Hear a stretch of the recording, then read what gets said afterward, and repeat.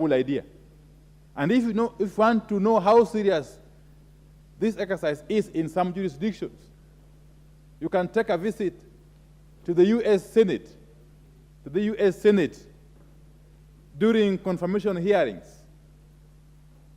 It is such a serious exercise that the Capitol Hill comes to a standstill when the U.S. Senate is conducting confirmation hearings of nominees appointed by the President of the United States of America.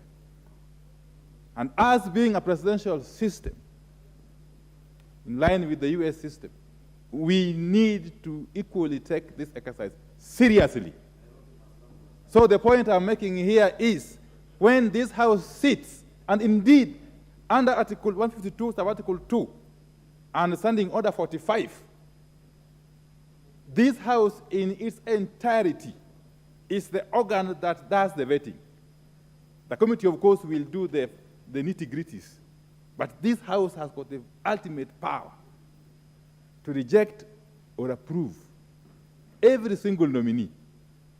It's a duty we must exercise judiciously and with utmost decorum, and very seriously so. Madam Speaker, you know, we have been told that the Constitution provides frameworks for these appointments, of course, as we know. But, Madam Speaker, even as the committee sits, the Committee on Appointments, once approved today,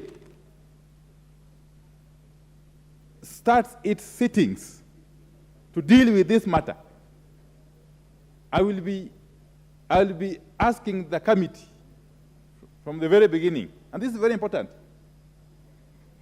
that even as we look at the suitability or otherwise of individual persons who have been nominated by the President, you need to look at the whole package first in context. In context. Does it meet the tenets of the Constitution?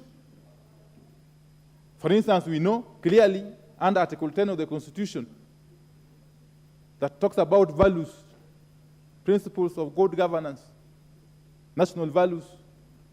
We know there are issues of equity, regional balance.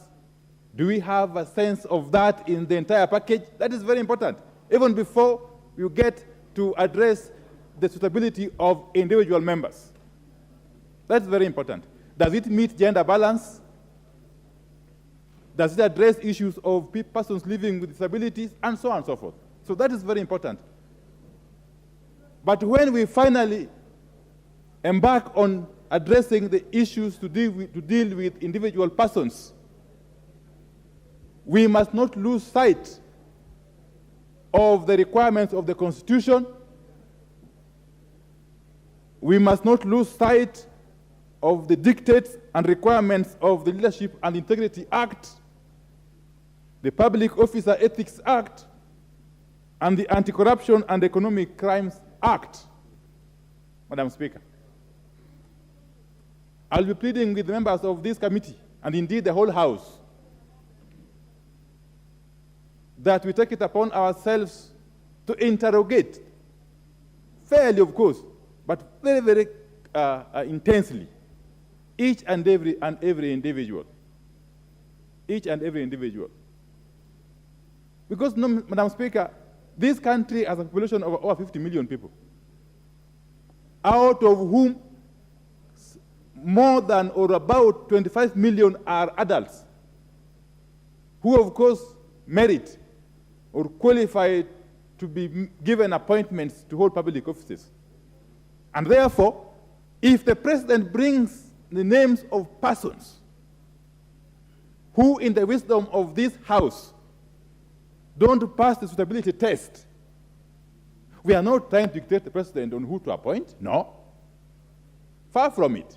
We are simply telling the President that please, you have the time to go back and pick from amongst 25 million or so Kenyans those who can pass the test. That's what we are saying in short. And I'm not inciting anybody. I'm simply preparing ground for the committee and the whole House that when embarking on this onerous task, we must be alive to the dictates of the Constitution and other statutes that govern generally matters of governance and good order. Madam Speaker, let me say this as I conclude. Let me say this. We have been told a number of times, and we agree, that the Constitution of Kenya guarantees innocence. There's a presumption of innocence until one is proved guilty or otherwise. But again, if you look at member for Ugenya. Respect for my neighbor and friend, probably senior, the member for Gunja. You're just in law school, so you could be my senior. Madam Speaker, is he preempting debate on the names that could come to this floor? Is he preempting debate on what could happen in the committee of appointments hearings? Because by going the way he's going, Madam Speaker, I fear that he's already made up his mind about the debate he's going to have when the names come to this floor, Madam Speaker. Is he in order?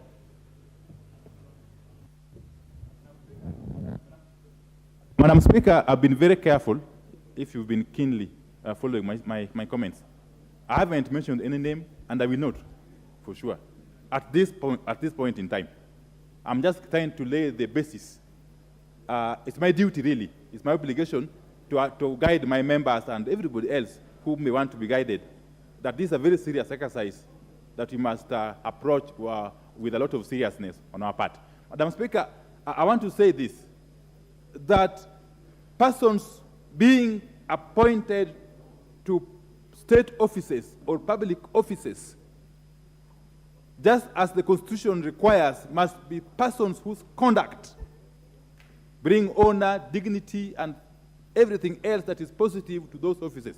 So I just want to plead, Madam Speaker, as I second this motion, that this is one such exercise that this House, once it embarks on, the country must be convinced that the House has done justice, not only to the process itself, but to even those persons whose names have been brought before the committee and the House for approval. Thank you, Madam Speaker. I second.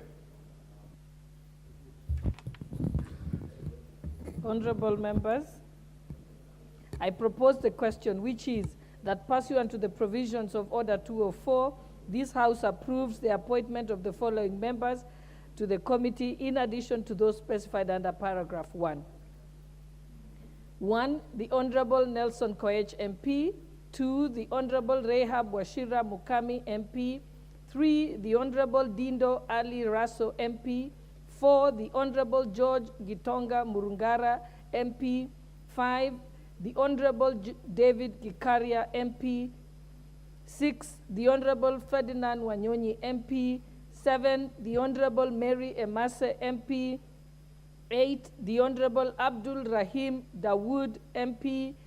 9, the Honorable Junet Muhammad CBS MP. 10, the Honorable Caleb Amisi MP. 11, the Honorable Stephen Mule MP. 12, the Honorable Abdi Shure MP. 13, the Honorable Naisula Lesuda MP. 14, the Honorable Philip David Kosin CBS MP. 15, the Honorable Mishi Mboko CBS MP. I can see that there are those who want to contribute. You can do so by way of putting in the requests. I think on top of my page, I have member for Starehe Constituency. Thank you, Madam Speaker, for giving me this opportunity to address the House. My name is Amos Mwago, member for Nairobi City, Starehe. So first I want to thank God for giving me this opportunity to arrive to this House and being able to come and contribute on matters of national interest in this House. I also want to thank the great people of Starehe constituency for having elected me as a member of parliament to represent them in this house. I will also not miss out on congratulating you, Madam Speaker, on your election as a Speaker of the House, as a Deputy Speaker of the House, and also Mr. Wetangula for being elected as Speaker of the House. Okay, mine is very simple. I've been elected to this House to represent people who mainly are hustlers, as the government of the day came up with this narrative to this House. So basically, my constituents are looking forward to how this 13th Parliament or the government of the day is going to help them, because based on the so many promises that the President promised us, my people are very optimistic that this is their time, because the government has come in on a wave of economic liberation, and most of the people in Nairobi City are really expecting so much that has been promised to them, that it will be achievable, the business space and the business environment be conducive for them to do business. There are going to be new markets that are going to be built in Nairobi City to accommodate the very many people who are very unemployed. Job opportunities are going to come to them through this government. So in general, my constituents are very hopeful that their livelihoods will change. And that's why I come here to represent them as one of them and come to bring their grievances on this House. I really want to thank the President on the promises that he's given the people of Starehe, starting with what he talked about, the Hustlers Fund. Very many people in Nairobi, as you know, have come from up country to come to Nairobi looking for opportunities. And they are very optimistic that there are going to be measures and structures and systems that is going to make sure that their businesses are safeguarded, their businesses thrive, and their business can continue being on a growth path. About the issue of housing, I am a member of parliament for a constituency that has a very huge population that live in the slums. And these people are very optimistic that the upgrade affordable housing plan that the government promised is going to come and help them, maybe redeem their livelihoods and give them decent housing. But their major concern is, there has been a concern that maybe the structures that are going to be used in the affordable housing schemes may not be able to address the real issues that the people are going through, because we have seen other housing plans being brought on board where people who benefited are not really the slum dwellers. These houses have been brought up and then they've been sold out to other people who are not actually the residents of this area. So for us, it becomes like a scheme to evacuate some people and develop these places, then they are later on sold to people who are not actually, they are not needed people.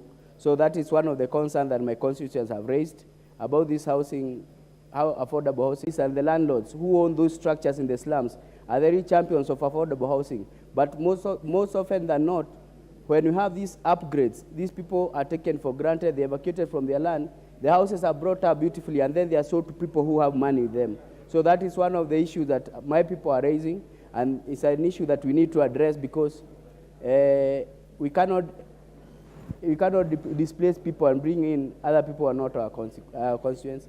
Okay, on the matter at hand about the appointment committee, we really urge the people of that committee to really vet the nominees wisely, because we are in a new economic dispensation. We've never tried this bottom-up model. So when this bottom-up model, it is in initial stages, we need people who understand it very well to be the drivers of this model, people who are able to articulate issues, and people able to meet the expectations that have been, the expectation that the people have with them on the ground, because people are so hopeful about this whole bottom-up model.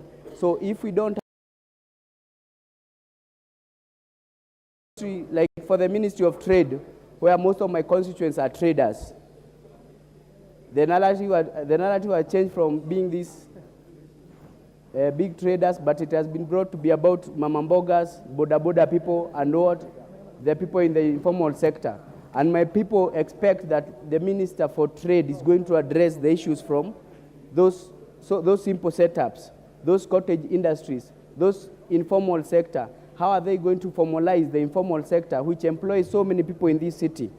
How is he going to go around the issue of the imports and the import duty? How is he going to go about the issue of taxes, the issue of increasing the tax base and reducing the taxes on our people?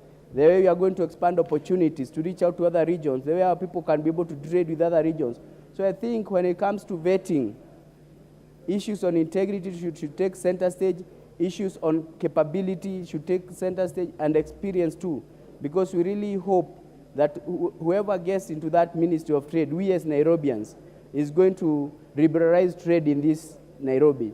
We expect more markets to be built so that they can accommodate our people. We expect so much that will change in our economy as we try to adopt this bottom-up economy. We expect us to be the key players, people who run small businesses in this Nairobi, to be the people on the table, making recommendations, participating, and maybe in decision-making about how they are going to have the economies of the day run in this government. I would also like to say it is also another transformational period where the politics maybe have changed from where they are. They have come down to the politics of the local mwananchi. So we expect this cabinet that is going to be appointed by the president to show some difference in the way they are going to run their affairs, to show their relation with the local mwananchi still. They should retain the local mwananchi relationship just like they were doing when they were campaigning. They brought the local mwananchi to be their point of focus, and I expect even if when they are running the government, they should also consider the local mwananchi. And as we go forth, we also have our questions as the youth of Kenya, the representation of the cabinet, about the youth representation of the cabinet. We have a question on that. I know the committee that's going to vet is going to look into regional balances and everything, but also our role as the youth.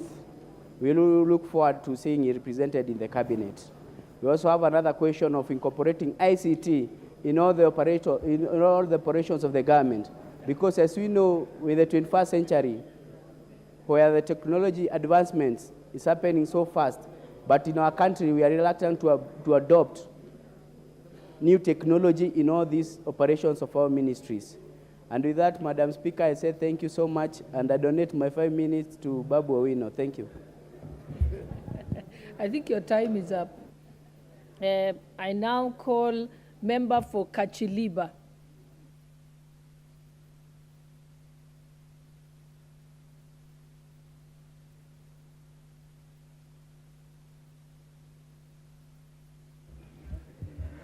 Thank you. Madam Speaker, in contributing to today's motion, I first of all also take this opportunity to recognize that this is my first time to speak in this august house, and so I will beg to get some time to be able to say and actually have my maiden speech. But above all, Madam Speaker, I want to thank the Almighty God for having allowed me the opportunity to serve the people of Kachaliba. At the same time, Madam Speaker, I want to congratulate you for having been elected as the Deputy Speaker of this House. I actually know, I have worked with you before, I actually know the capacities that you have. I'm sure you are able to perform above and beyond the expectation of this House based on our previous engagement. I've also watched you when you worked in the judiciary, and you did us proud. So, Madam Speaker, I also want to take this opportunity, this particular time, to thank the people of Kachaliba. These are the people that brought me to this august house. It was my first attempt to come to this august house, and they were able to give me the opportunity, most particularly the women that wore the most adorable, the most magnanimous, the most unique, and the trademark cloth called Lorwa of Kachaliba. You actually need to see this clothing for you to appreciate the kind of women that actually voted for me. So I want to thank them most profusely for giving me the opportunity and trusting in my capabilities to be able to represent their issues in this House. I also want to thank most particularly the chairman of the party that I came with, the Kenya Union Party, that gave me the ticket to be able to actually vie and be a member of this august House. Thank you so much, the people of Kacheliba. Thank you so much, the youth and those that believe in the capacity of myself and those that will continue to believe on my capacity. I also want to thank my predecessor of Kacheliba constituency. I want to promise that it was a political duel, it was not an enmity, and the people had a trust in me, and that I'm able to continue with the work that you did, and I wish you well in your endeavors. So, Mheshimiwa Mark Lomunokol, the one that I dethroned, I want to wish you well. Lastly, Madam Speaker, today we are here to be able to contribute to the motion of the committees that are actually going to vet the cabinet secretaries. And I want to appreciate the fact that we are given the task to discuss about this committee and also to give these committees our mind. I strongly believe that the Constitution is clear and the President has followed the Constitution when he appointed 7 out of the 21 women. Personally, I know vetting can throw and dethrone some of these women. I want to ask this House to consider more specifically the fact that when the women that are actually appointed or nominated by the President are actually brought in for vetting, these committees need to be very, very human in understanding them. This is the reason. They are only 7 out of 21. If one of them is vetted out, it basically means that we are not going to get the 1/3 gender rule that we've actually always looked for. So I think the President never allowed us to get an extra 1 or 2 more nominees beyond 7 for women, and basically meaning we need to have trust and faith in them. And so that is one of the asking. The other asking that I will ask the team that is going to vet the cabinet secretaries is to consider very critically those cabinet secretaries that are going to follow the standing orders that is going to be changed in the floor of this House. The standing orders in the floor of this House, the President asked that we need to change it so that the cabinet secretaries can be able to directly come to Parliament and be able to answer to questions. It is very easy for us to say that we are going to change the standing orders and the cabinet secretaries are coming here. But I know the practice will be immediately they are sitting and they actually grow arms like the leader of majority said, they will be sending their representatives. I want this House to not only consider the characters of the persons, but also to look at the persons and know the kind of persons that they are going to vet into this House. I actually have sat in the executive sometimes, and I know it is very easy for a cabinet secretary to travel abroad and be able to send representatives. We want the standing orders to be followed to the letter, and at the vetting point, I want that question be set before each of the nominees.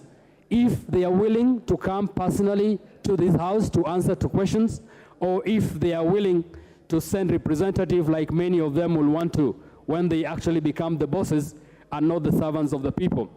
I also will wish that the committee that is going to vet these cabinet secretaries look at the issues that are affecting this country. Personally, I come from Kacheliba constituency. Members, to be told, I am from a new constituency in this country. Kacheliba is a constituency that became Kenya in 1972 when most of you are already Kenya. I am also a new member of parliament who was elected in a by-election within the main elections. So that when you did your elections on the 9th of August, I did my elections after 9th of August, that is on the 29th of August. That basically means I am a product of a by-election within an election, something that is so unique in this country. Kacheliba, by its name, just to bring it to speed, is a place where the colonialists used to sit and detain people who could not pay. So Ka means the home of, and Ajalipa means Ajalipa. So it is the home of the person who was arresting people who had not paid. I want this to be considered. This constituency basically means the people living in here could not have affordable means to pay the European or to pay the white man. And so as we vet the cabinet secretaries, let us consider areas that are far-flung, areas that have been oppressed by history, areas of people who have never known and tested the dignities that every other Kenyan have tested. Madam Speaker, I want to say this. I come from an area that is bedeviled with insecurity. Every time people mention of the Pokot community, people talk about people that are backwards. I want to state it clearly in this house so that even as we do vetting, that not every Pokot is a criminal. In fact, the criminals are very few and they are in a very particular space that is not in West Pokot. I want this to be considered. The person that will take in the security docket, the internal security docket, will be a person that needs to consider how to handle issues of insecurity differently. From Kenyatta government, Moi government, Kibaki government, the Kenyatta Junior government, insecurity issues of the Kerio Valley has been treated with a lot of disdain. We've actually seen security person going in after insecurity incidences, and what they can only do is to earn a per diem that is in millions of shillings, that these monies could have been used to change the socioeconomic situation of this place, Madam Speaker. And so when we are looking at the cabinet secretary that will deal with internal security, I want the team to look at a person that will come with innovative way of dealing with the issues of insecurity, Madam Speaker. Because if we continue doing it the way we've done it before, then we are not going to change the situation. We will be speaking about insecurity in these regions for a long time. And I want, Madam Speaker, to say, because I will not sit in this vetting committee, I will want to ask every member that represents us in this vetting committee to ask the cabinet secretary nominee to know that situations need to be taken differently. Otherwise, Madam Speaker, I want to thank you so much. I will repeat again, your capacities and capabilities are beyond what I know, and I know you're going to surprise this house. Thank you so much, this house, for listening to me in the vast speech, and thank you so much, the people of Kacheliba, for having the faith of giving me this opportunity to speak on your behalf in this house. Thank you. Thank you for your kind words, member for Kacheliba. I now call upon member for Kisumu Central.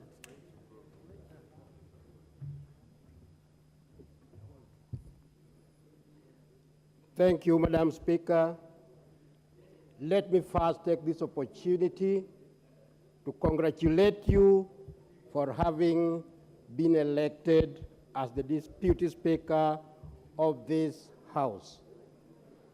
Let me also take this opportunity to congratulate all members of this august House for having been re-elected and elected, for those who are new like me in this House.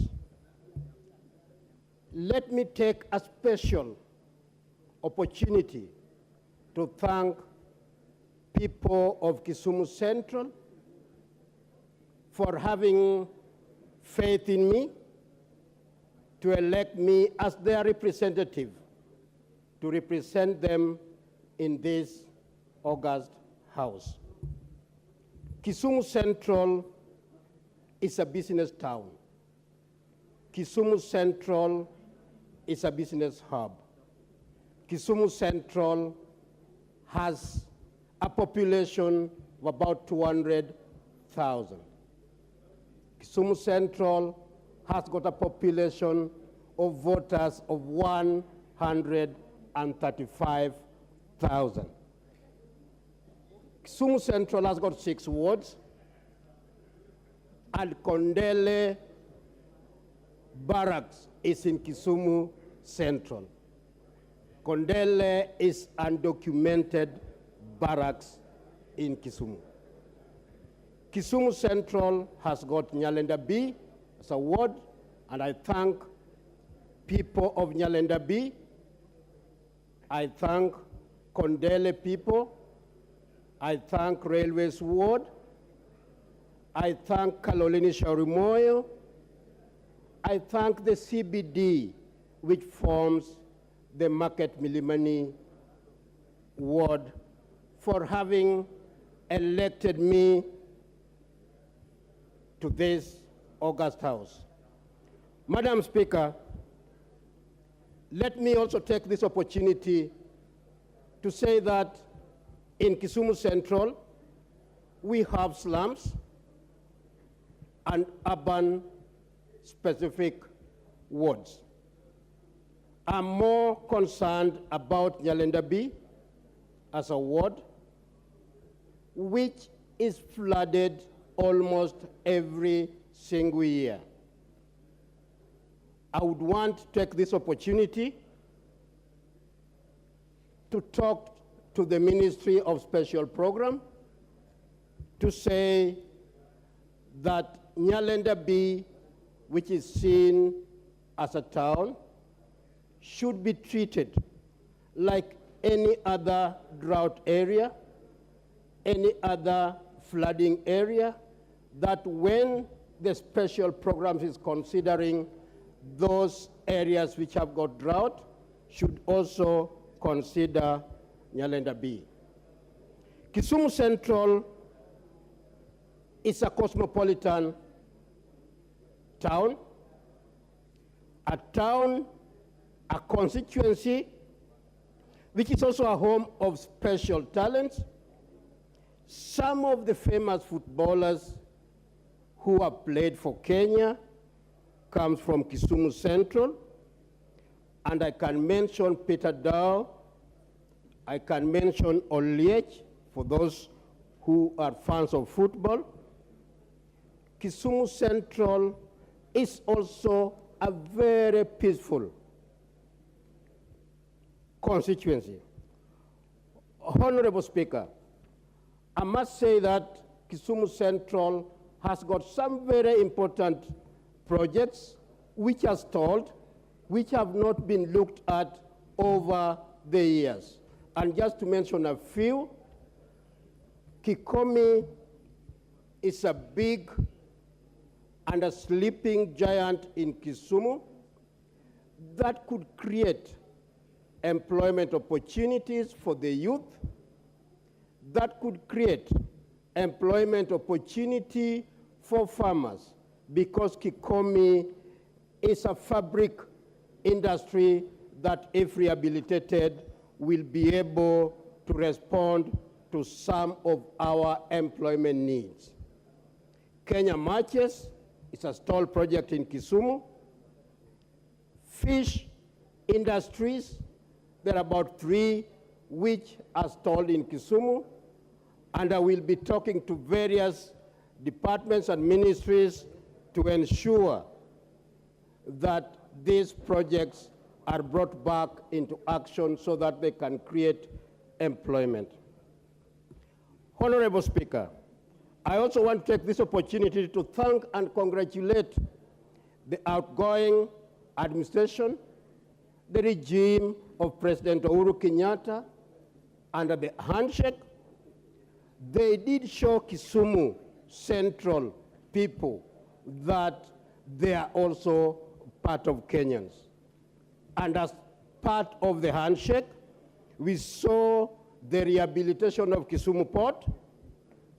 We saw the rehabilitation of railways line that is now moving up and down, improvement of some of the road networks, rehabilitation of the MV Uhuru ship, which is now a major transportation route to our neighboring countries, and revival of breweries, which is still ongoing.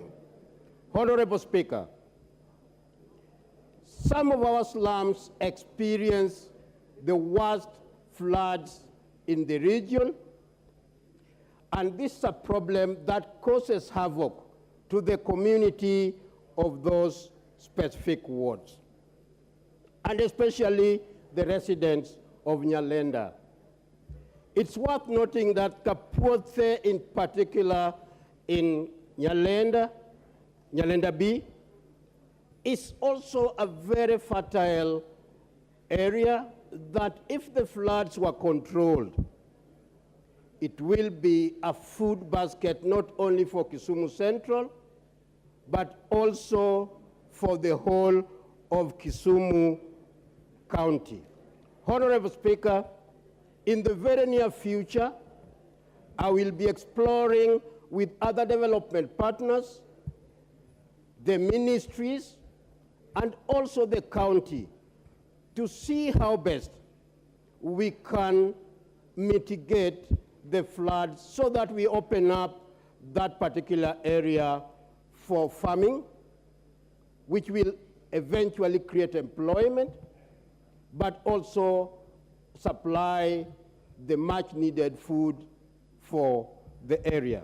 Madam Speaker, I will be seeking special or specific interventions from the programs, special programs department, the relevant ministries, but also to look into short-term measures so that the people who have been displaced, people who are staying in churches and other social areas can be supported when other areas with drought and other areas with floods are being supported by other programs. As we speak, Madam Speaker, I have residents who are still staying in churches because of floods, and our appeal to special programs have gone unheard. Kisumu Central is a business hub. Kisumu Central is a fast-growing constituency and town. Kisumu Central is a fast-growing city with a lot of opportunities, and I would invite other honorable members who are interested in business to come and invest in Kisumu Central as a business hub. And there are opportunities for tourism. There are opportunities for hotel and hospitality economy. Madam Speaker, I welcome and invite those who are interested in investing in Kisumu. Madam Speaker, I'm aware that we finished the discussion on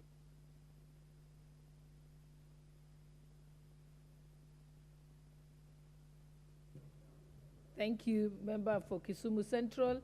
I now call upon the member for Gatundu South.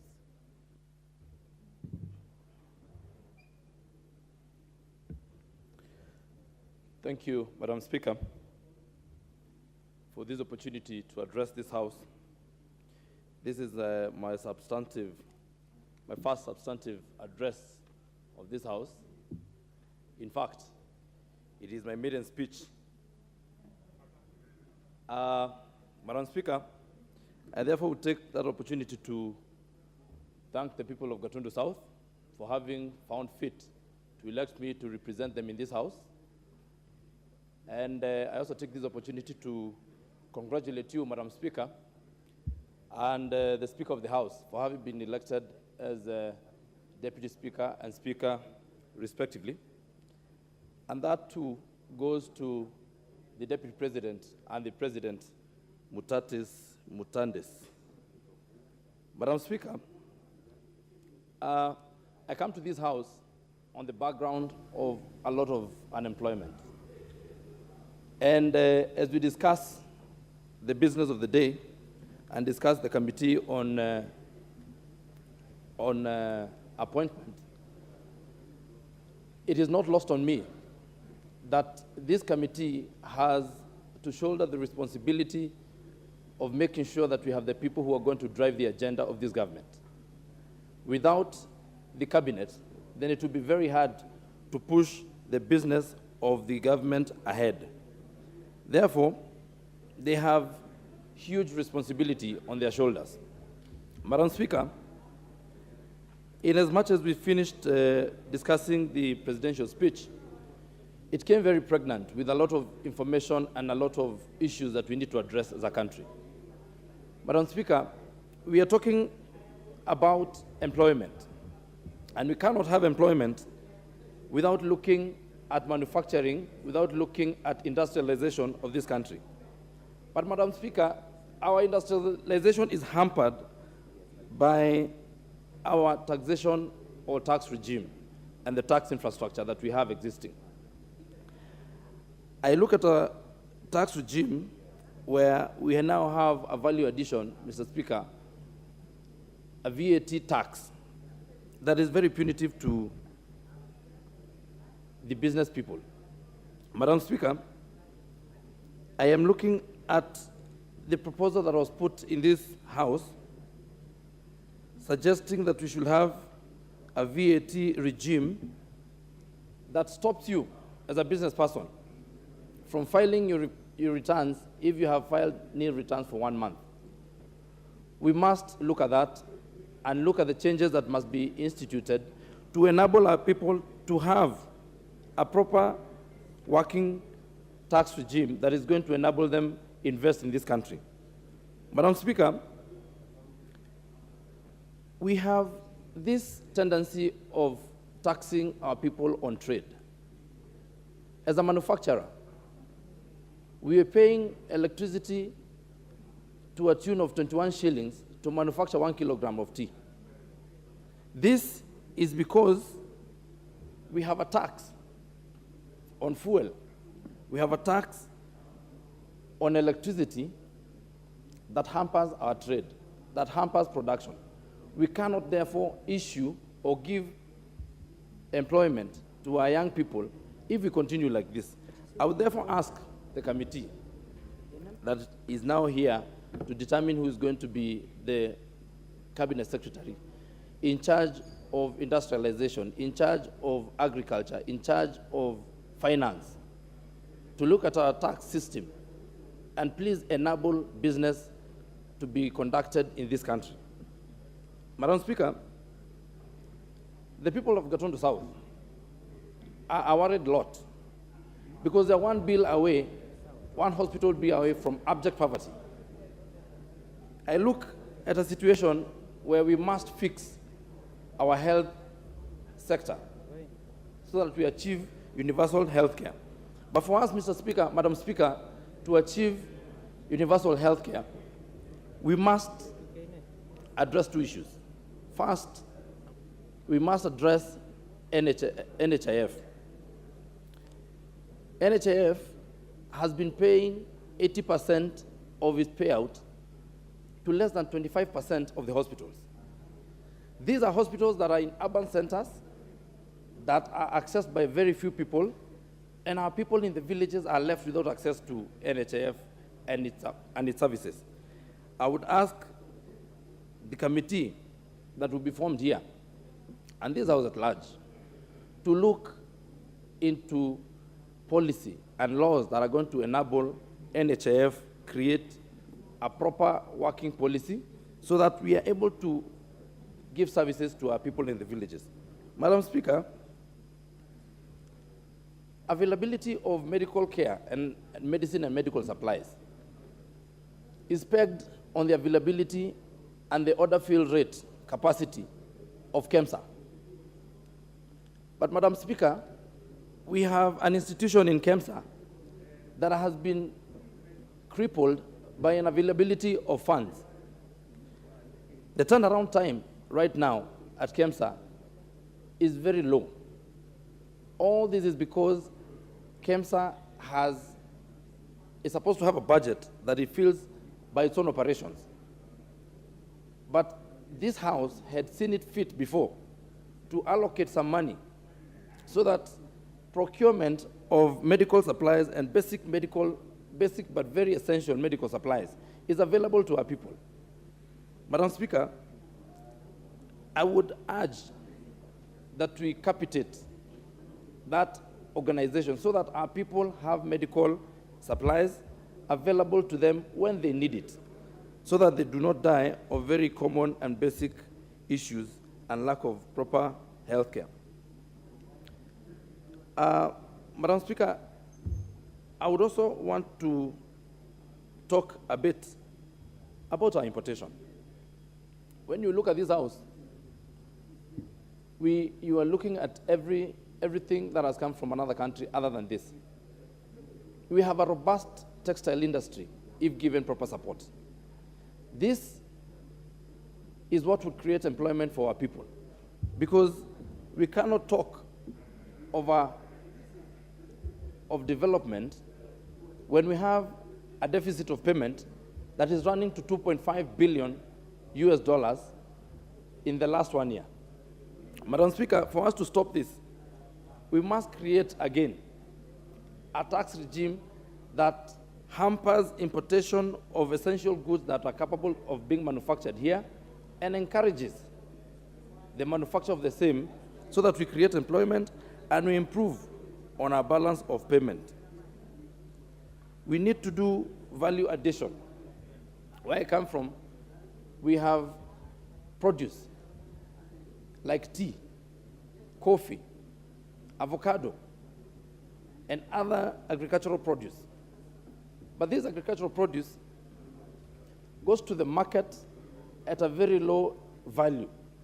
We control the world trade on tea. We are #1 exporters of tea as a country. The tea that we export is probably worth about $15 billion in a year. But we only get to benefit from 1.5%, from 10% of it, which is 1.5 billion US dollars in a year. Madam Speaker, we must enable our people here to value add our produce. Without value adding our produce, then we lose out on a lot of money that is supposed to be in this country. And it goes to other countries, and that money is repatriated to other countries. Madam Speaker, that will not be done if we do not reduce the bureaucracies around packaging materials. The greatest impediment to value addition in this country is tax on value addition materials and packaging materials for such produce and other produce, Madam Speaker. Madam Speaker, we have, again, a tax regime that goes to our people and hampers production again, because what should have been taxed at consumption or as wealth is taxed as trade. Therefore, Madam Speaker, I want again to thank the people of Gatundu South for having found it fit to be represented in this House by myself, and also to assure them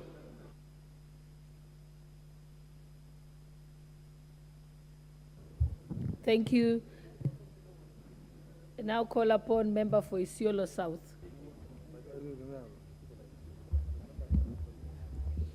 Thank you, Madam Speaker, for giving me the opportunity. I am Mohammed Tubi, Bidu from Isiolo South Constituency.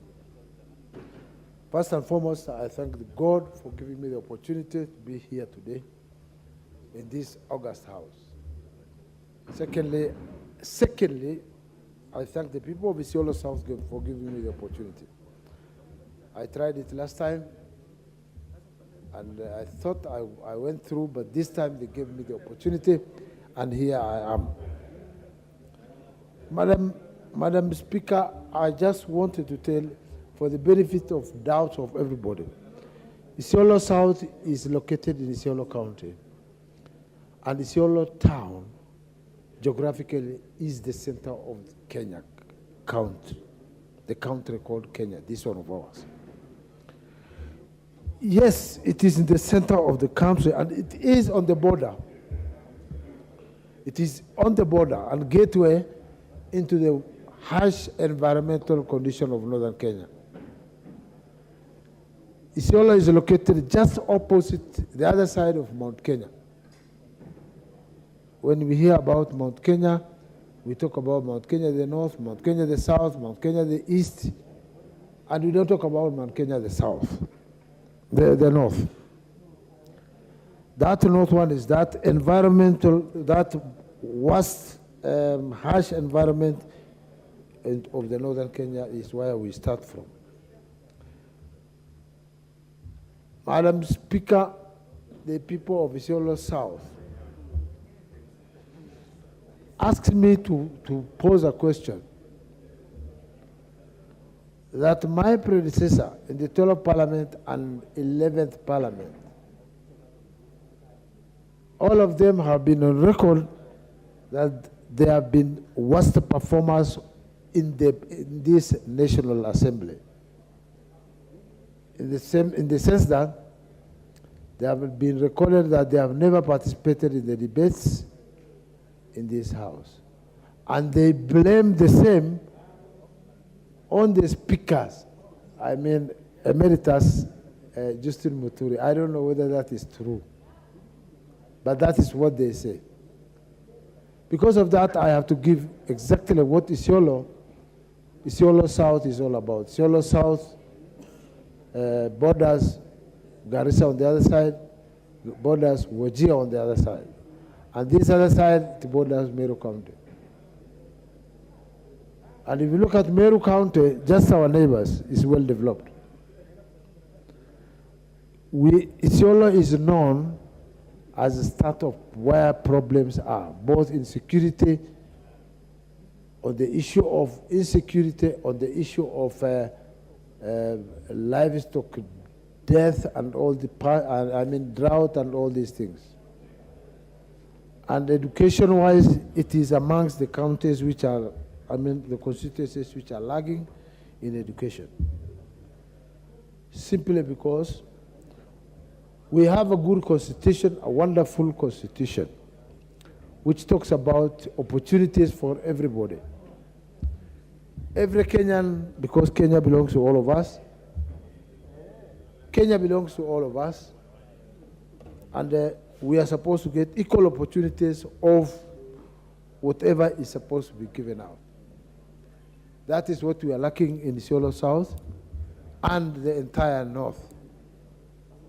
In the drought we are talking about right now, which is ravaging the country, that drought starts from Isiolo worst, the worst part of it. In Kenya we have four kinds of people. The agriculturalists who are farmers, the fishermen at the lake, those ones in towns, and the pastoralists. The most affected people in Kenya today, when it comes to drought, are the pastoralist communities. And the pastoral communities have received very, very, very minimal support from the government, successive government regimes. We hope that this regime, the new regime, will be able to focus on what is going to happen in Isiolo South, going down to the north, because development is lacking. All the infrastructures which you are seeing on our borders, in our neighbors, is not there in Isiolo and beyond. The insecurity issue. Isiolo may be the gateway of northern Kenya, but you may wonder that it is the boundary of Kenya. That is why we have all the military installations. Instead of it being on the border, we have military installations in Isiolo, stretching over to Garissa and to Turkana, I think. Why should we have this one? Because military installations are supposed to be at the border of the country. That means I attribute the insecurity of northern Kenya to some of these plans which were done at independence, where installations, military installations, are placed in the center instead of on the border. Isiolo is always faced by insecurity. We have our neighbors. Porous borders has been one of the issues which we are getting problems with. Madam Speaker, Isiolo is supposed to be changed. Northern Kenya is supposed to be changed by this regime. We have been marginalized from independence. We expect that now, the new Constitution 2010, we expected that something has to change. But the way things are going now, the way things are going, unless it is being stopped, it's going to be the worst. I'm saying this because in the last parliament, there was the issue about 1 man, 1 shilling, one vote. And we are being blamed for being, our population is low.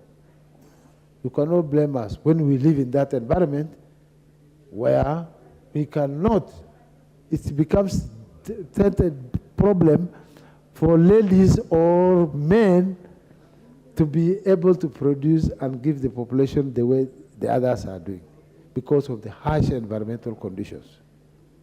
So, Madam Speaker, it is now your turn, and the majority leader has been an advocate of 1 man, 1 shilling, 1 vote. And I think we have to discard that one. We have to help one another develop. The counties which have not been developed from independence should be brought up to the level, if not equal to those ones which have developed, but we can be able to make them at least be next to, at least development is supposed to be seen in those areas. I'm saying this and I'm praying. We have the land matters in Isiolo. Land, the community land. The northern Kenya, the rangelands are still under what we call community land. And the community land is supposed to belong to the communities of that county. And the communities of that county are pastoralists and sometimes nomadic pastoralists. That does not mean that there are no people in those rangelands. They are there. Our fight all through and insecurity all through has something to do with the resources and development, like I said earlier. And we have to think about this government now to at least change, face the northern Kenya, starting from Isiolo South and Isiolo Central, Isiolo North. That is the gateway into the vast northern Kenya. We have developments which have come up, Madam Speaker. Lapset is coming there. We have big projects earmarked for those areas. But are we getting the right thing? If Chinese who have been given the contracts bring their vehicles, thousands of vehicles to do the work, and bring cashews from outside, then are we getting our share bet is a question we have to do. Madam, with those few remarks, I say I thank Isiolo South, members of public, those who have voted me in, and I assure them that I will be there for them every time. Thank you, Madam Speaker. What's your point of order, member for Emuhaya? Honorable Speaker, I rise on a point of order on standing order number 95. That when you check the order paper, the next matter is dealing with the selection committee. And honestly, if you look at the progress of contributions, members are also digressing very well to use it to get to their maiden speech. And therefore, they can still proceed and do that even in the next order. So I want to ask that the mover be now called upon to reply. Thank you, Honorable Speaker.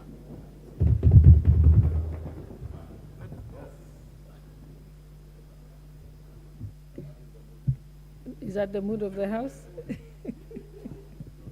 Yes, and I think there were several speakers who were next in line. I think there was member for South Bugirango, Makueni, Nambale. I think we can move to the next motion and they will continue to contribute since it's similar.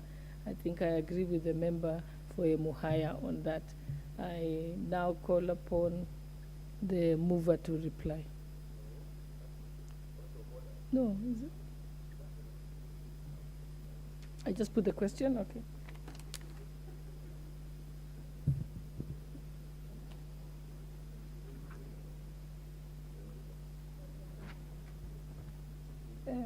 Honorable members, I now put the question, which is the pursuant to the provisions of standing order. They said the question. They said I just put the question, okay. That pursuant to the provisions of standing order 204, this House approves the appointment of the following members to the committee in addition to those specified under paragraph 1. 1, the Honorable Nelson Koech, MP. 2, the Honorable Rehab Washira Mukami, MP. 3, the Honorable Dido Ali Raso, MP.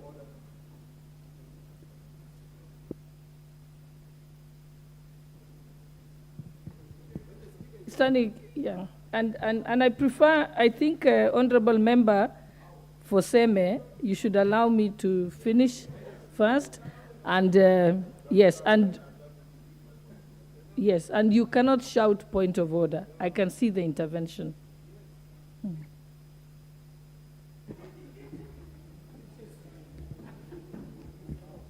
And I shall start again. That pursuant to the provisions of Standing Order 204, this House approves the appointment of the following members to the committee in addition to those specified under paragraph 1. 1, the Honorable Nelson Koech, MP. 2, the Honorable Rehab Washira Mukami, MP. 3, the Honorable Didi Ali Raso, MP. 4, the Honorable George Gitonga Murungara, MP.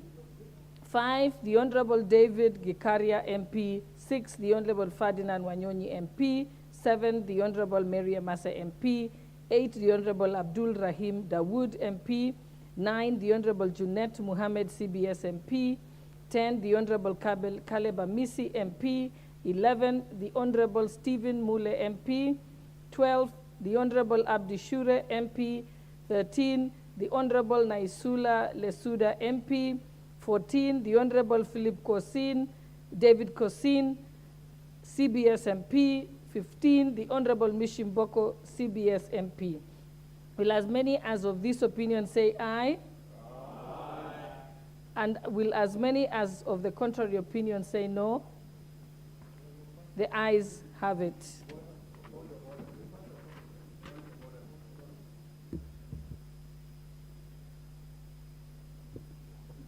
Leader for majority of the majority party. You announce first, yeah.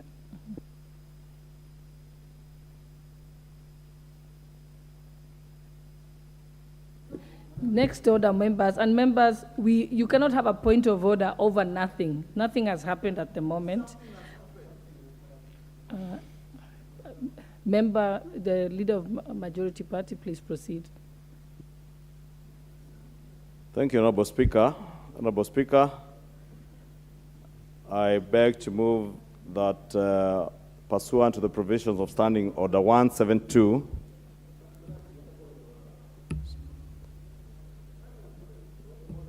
hold on, member. He has not called order number 10, please. Mm-hmm.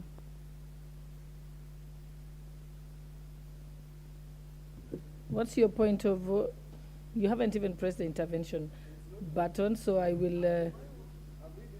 Oh yes, I've seen you. All right, 036. Nominated member John Buddy.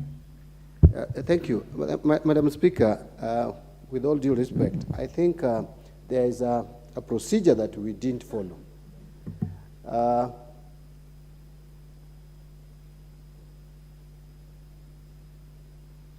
Madam Speaker, there is a procedure that we missed as a House. And Madam Speaker, the Honorable Member, Mboko Mlemba, requested for the mover to be called upon to reply. And the House first should have agreed with that we thought when you are rising to put a question, you are going to put a question on the House to give authority for the shortening of the debate for the mover to reply. So that didn't happen, and the mover has not replied to the motion. So we could not proceed to vote on the motion before the mover replies. So even before we go to the next order, Madam Speaker, let's get back and correct the procedure on the previous motion. Thank you. Madam Speaker. Madam Speaker. I'll call upon then the mover to reply on the original order. Then we shall come back to the next one, the next motion. Yeah. Okay. Yeah, I asked if that the mood of the House.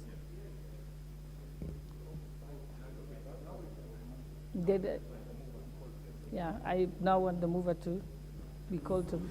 Thank you, Honorable to Speaker. put the And question.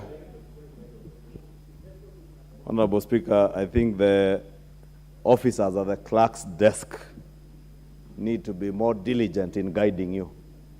Because indeed, when the Honorable Nyikal was trying to raise a point of order, it is that particular aspect that he was trying to raise, and I had also tried to raise it here, Honorable Speaker.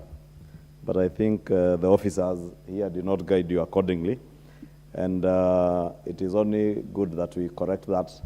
And I do now beg to reply on that motion for the appointment of the members of the Appointments Committee, as I thank members who have contributed and all of you for the support to this committee, and assure members that this committee, as we have said, will be diligent in ensuring that we exercise our mandate in line with the Constitution, our own standing orders, and in exercise of our constitutional powers to be the house that oversights the cabinet, the house that will vet, and eventually on or before the 27th of this month, when we come back from the short recess, the members of that committee, I'm sure by now you should be aware that there will be no recess for you.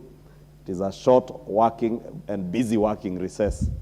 So we should be able to table a report for approval, and we'll call upon the House to be there to consider that report when the time comes. With that, Honorable Speaker, I beg to reply. Before I rise to put the question, I just want to, I stand guided. I want to politely ask the senior members who've been in the House longer than me, Honorable Mbadi and Honorable Nyikal, try not to bully me. I'll figure this out. I'm a very fast learner. So don't bully me. No, but member for Seme, I think I take great exception if you shout from your chair. Yeah, so you can't do that. You can make your point of order. I will give you an opportunity to make a point of order properly. And I do stand guided. No, you can't speak without me giving you permission to speak. So let me proceed.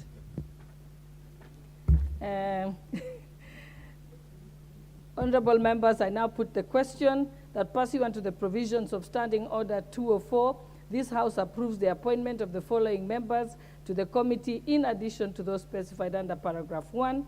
1, the Honorable Nelson Koech MP. 2, the Honorable Rahab Washira Mukami MP. The Honorable Dindo Ali Raso MP. The Honorable George Gitonga Murungara MP. 5, the Honorable David Gikaria MP. 6, the Honorable Ferdinand Wanyonyi MP. 7, the Honorable Mary Emase MP. 8, the Honorable Abdul Rahim Dawood MP. 9, the Honorable Junet Muhammad CBS MP. 10, the Honorable Caleb Amisi MP. 11, the Honorable Stephen Mule MP. 12, the Honorable Abdishure MP. 13, the Honorable Naisula Lesuda MP. 14, the Honorable David Kosin, CBS MP. 15, the Honorable Mishi Boko, CBS MP. Will as many as of this opinion say aye?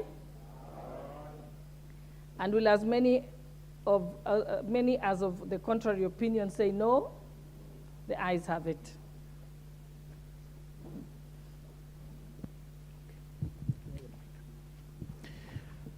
Order number 10, motion, appointment of members to the Committee on Selection.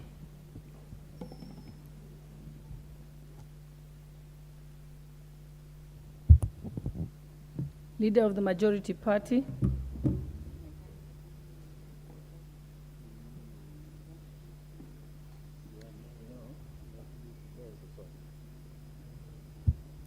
Thank you, Honorable Speaker. And Honorable Speaker, I now beg to move that pursuant to the provisions of Article 172, this House approves the appointment of the following members to the Committee on Selection, in addition to those specified under paragraphs A and B. And Honorable Speaker, I would beg to move this motion in an amended form on some of the names, and I will indicate, Honorable Speaker, where I intend to do that. And that's only on the majority side. Honorable Speaker, number 1 is the Honorable Eric Karemba Mushangi Njiru, MP. Number 2, the Honorable John Kiarie Wawero, MP. Number 3, the Honorable Beatrice Kahai Adagala, MP. Honorable Speaker, number 4, the Honorable Jafet Miriti Karekembuki, CBS MP. Number 5, the Honorable Julius Kipbiwot Meli, MP. Number 6, Honorable Speaker, in place of the Honorable Joash Nyamoko Nyamache, to put in that place the Honorable Silvanus Osoro, the Chief Whip, MP. The Honorable Mother Wangare Wanjira, MP. The Honorable Dr. Robert Pukose, MP. Honorable Speaker, number 9 is the Honorable Lea Sopiato Sankaire, MP. Number 10, the Honorable Anne Muratha Wanjiko Mogo, MP. Number 11, the Honorable Caroline Jepto Ngelechei, MP. Number 12, the Honorable Joseph Majimbo Kalasinga, MP. Number 13, the Honorable Junet Mohammed, CBS, MP. Number 14, the Honorable Joshua Kimilu, MP. Number 15, the Honorable Jessica Mbalu, MP. Number 16, the Honorable Julia Sunkuli, EGH, MP. Number 17, the Honorable Samuel Arama, MP. Number 18, the Honorable Ken Chonga, MP. The Honorable Nabi Nabuera, MP. Number 19. Number 20, the Honorable Mulhair Harun, MP. And lastly, number 21, the Honorable Ali Wario Guyo, MP. Honorable Speaker, as I've noted, other than what is already published on the order paper, the amendment on the majority side is to include the Chief Whip in place of the Honorable Joash Nyamoko. And I think we've done that just pursuant to the regional balance that we have tried to achieve. The Honorable Joash Nyamoko hails from the same region with the Honorable Chief Whip, and it is indeed important that the Whip be present in this elections committee. Honorable Speaker, these committee members will appreciate, and I know those in the leadership, both in the minority and in the majority, have had a lot of engagements with members who are seeking to be placed in certain committees.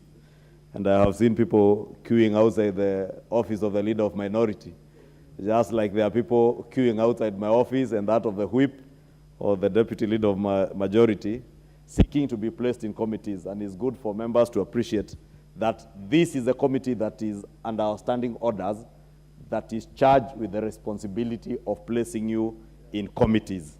Not the leader of minority, not the leader of majority. It will be this committee. These members are the members now that you need to engage to place you in the committees of your choice. But I'm certain, as we have done in the majority party, we had given our members the opportunity to pre-list the committees of their choice.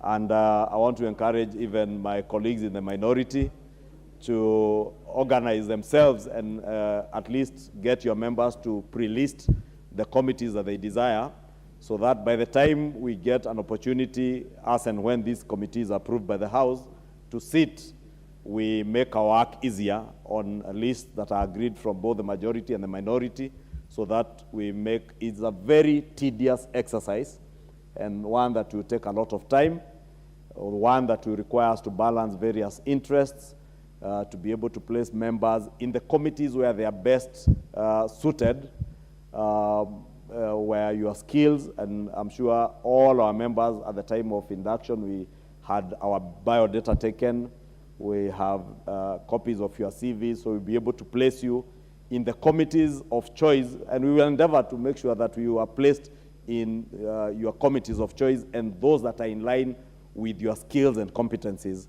But also, I want to appeal to members, because I have seen, for instance, on our side, on the side of the majority, Honorable Speaker, the members who had requested to be listed in the 8 or so slots that we have on the majority side.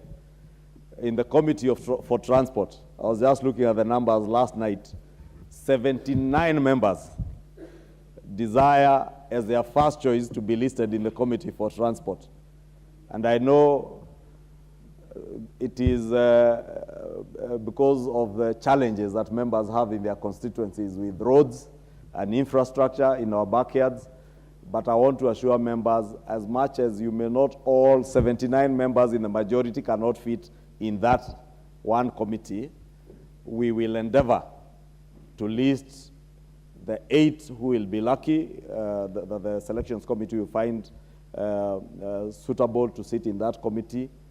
Of course, considering, like we have done even in this committee, regional, ethnic, party balance, including representation of our independents. And you see even in the selections committee, the Honorable Ngelechei is there representing the independents in this selections committee. The Honorable Caroline Jepto Ngelechei is there representing. Our small parties are also represented in this committee, and therefore we will take care of the interests. And I want members to trust that this committee will be diligent, will be fair and just to each and every one of us, to make sure that we serve in committees where we'll give our best to the service of our nation.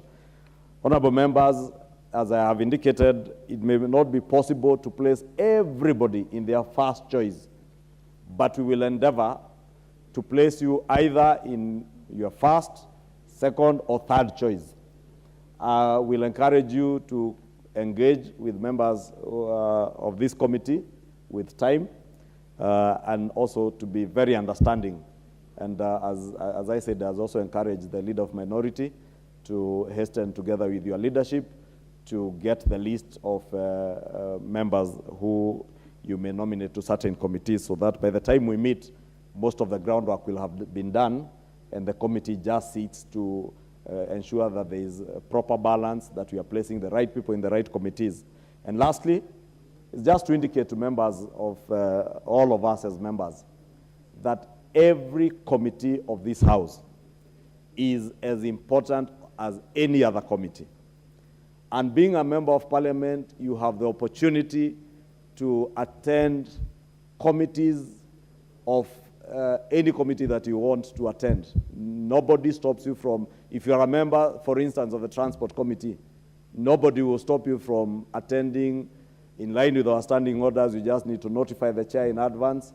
You want to attend the Budget Committee meetings, you want to attend the Energy Committee meetings, and if you have an interest, for instance, in water and irrigation, because I've seen most of the members are requesting to either be in transport, budget, water and irrigation, health, energy, public accounts committee. Nothing precludes you from attending those committees. And Honorable Pio and I will tell you, when he was chair of the public accounts committee, many of us, or when you have a matter that you are interested in, of course, if it's something that you have a pecuniary interest, you must declare that interest. But you just need to notify the chair.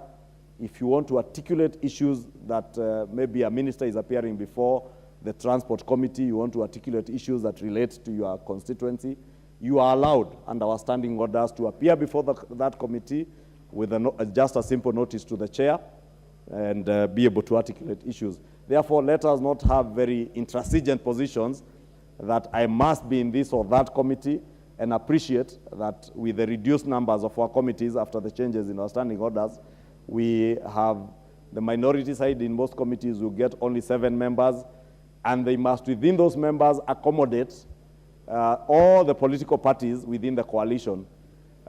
We must also accommodate the independents. Therefore, the numbers that we may expect may not necessarily be what all our expectations are. Honorable Speaker, I will beg members that we quickly expedite with this business of having this selections committee in place, so that by the time we come back from the short recess, without anticipating today's afternoon's business, Honorable Speaker, we'll have completed this business. These committees, again, we have a lot of work. I am hoping, hopefully, by that time, probably His Excellency the President may have nominated persons to sit as principal secretaries. These committees will have their work cut out in the vetting of principal secretaries. Therefore, when we say we want to balance, it is with that understanding that you also need both ranking and seasoned members in certain committees. You also need new members in those committees to be able to learn what goes on in those committees. And therefore, Honorable Speaker, with those very many remarks, again, with the indulgence of the leader of minority, I wanted to request the leader of minority emeritus to second this motion on behalf of the leader of minority, the Honorable John Badi, to second, and I beg to move. The Honorable John Badi. Actually, the leader of majority has just ambushed me. I least expected this. But anyway, let me take this opportunity to second this motion. And I know it is not an easy job. I have been here before. I have served as minority leader in the last parliament, and I know how difficult it is to really balance off the interests of members. And this selection committee has a tough job, but the committee will be helped by the whips and the majority and minority leaders. So their work may not be so difficult, because once the leadership of both sides have sat down and have balanced off the interests, and I'm sure both sides constituted a small committee to look into this matter. I want to just urge for fairness when we know, I don't know for whatever reason, but there are some committees, Madam Speaker, that are being considered to be very important, in quotes. In my first term in this parliament, all committees were almost the same. There was no committee that had a better weight or a higher weight than the others. But it has, over time, grown that there are some committees which are more attractive, like the Budget and Appropriations, like the Transport or Infrastructure Committee, the Energy Committee, Finance and National Planning. My advice to this committee is to ensure that no member sits in more than one of those committees. Public Accounts Committee, if you are in the Public Accounts Committee, then now forgo Budget, forgo Finance, forgo Transport, forgo Energy. So don't put park and then you put budget. No one can give you that. Honestly, if that list comes to this House, members will have a problem with that. So I am sure both sides, the leadership, will look into this matter. As I sit down, Madam Speaker, I just want to appreciate that the House has recognized that I'm a ranking member, and the House has designated a special seat for me. I'm not taking it for granted. I want to thank the House, and I just want to also encourage the leadership from my side to also recognize the same. Thank you. You're duly recognized. Honorable members, I can see that I have 50.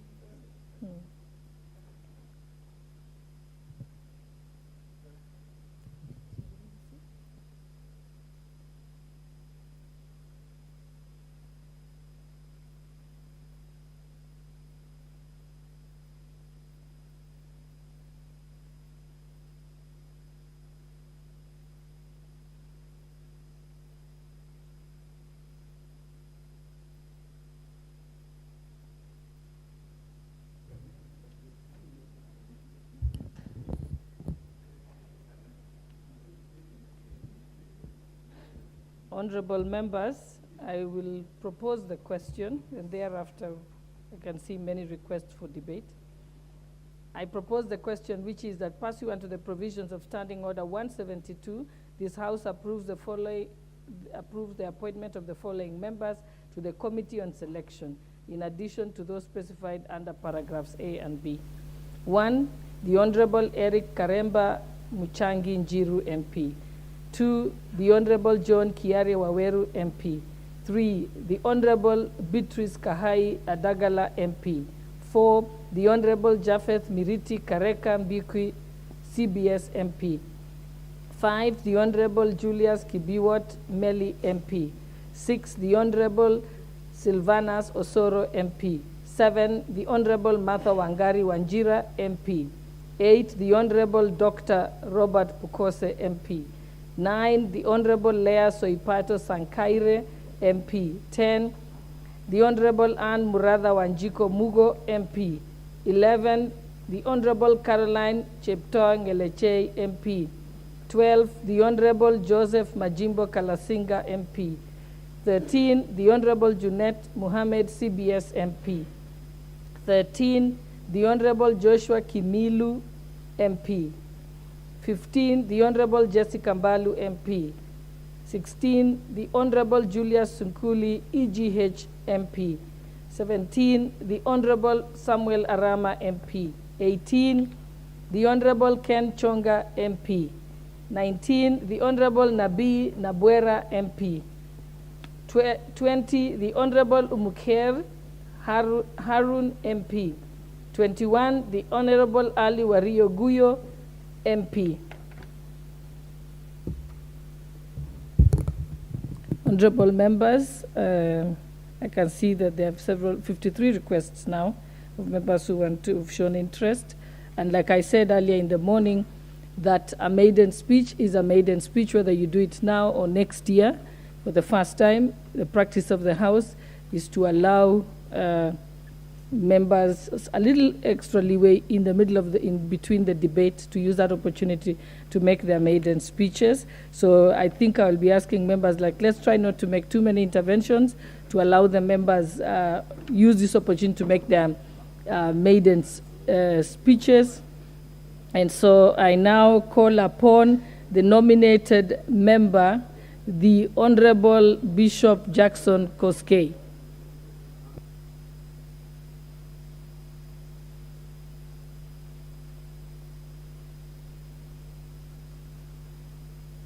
My mic is not working. Okay, thank you. Thank you so much, Madam Speaker. I want to begin by congratulating you, having been elected the Deputy Speaker of this august House. The same I extend to our Speaker, Honorable Wetangula, for having been elected to be the Speaker of both of you for the 13th Parliament. I also would like to take this opportunity to congratulate all members having gone through rigorous election exercises, and finally, by the grace of God, you have had an opportunity to be in this august House. Above all, Madam Speaker, I wish to recognize on behalf of those members of our society living with disabilities one way or another in this country. And I wish to express my greatest and deepest gratitude to constituencies that elected members with disabilities in this country. They are great. I wish to congratulate them for not seeing the physical, but saw the person and character of the individuals elected. I also want to take this opportunity to thank and to appreciate most sincerely my party, the United Democratic Alliance, under the leadership of His Excellency, the President of our Republic, William Samoei Ruto, having considered me, among others, to be representative of special interest groups and persons with disability. I wish to say how deep and grateful I am to be given an opportunity. I look forward that my life in Parliament in the next 5 years, I will make contribution towards improvement in terms of legislation and representation on needs of persons with disability, amongst others, in this country. Madam Speaker, as I listened to the opening inaugural speech of our Speaker, he mentioned about several bills that needed to be revived in the House. We looked at them, and some of the bills which we thought should have been there includes those bills that touches on persons with disabilities, one of which had progressed from the last Parliament to Senate, and it's still there. We would like to have it looked at afresh, and soon we will approach your office. We've had a meeting with the Kediba, which is a caucus group.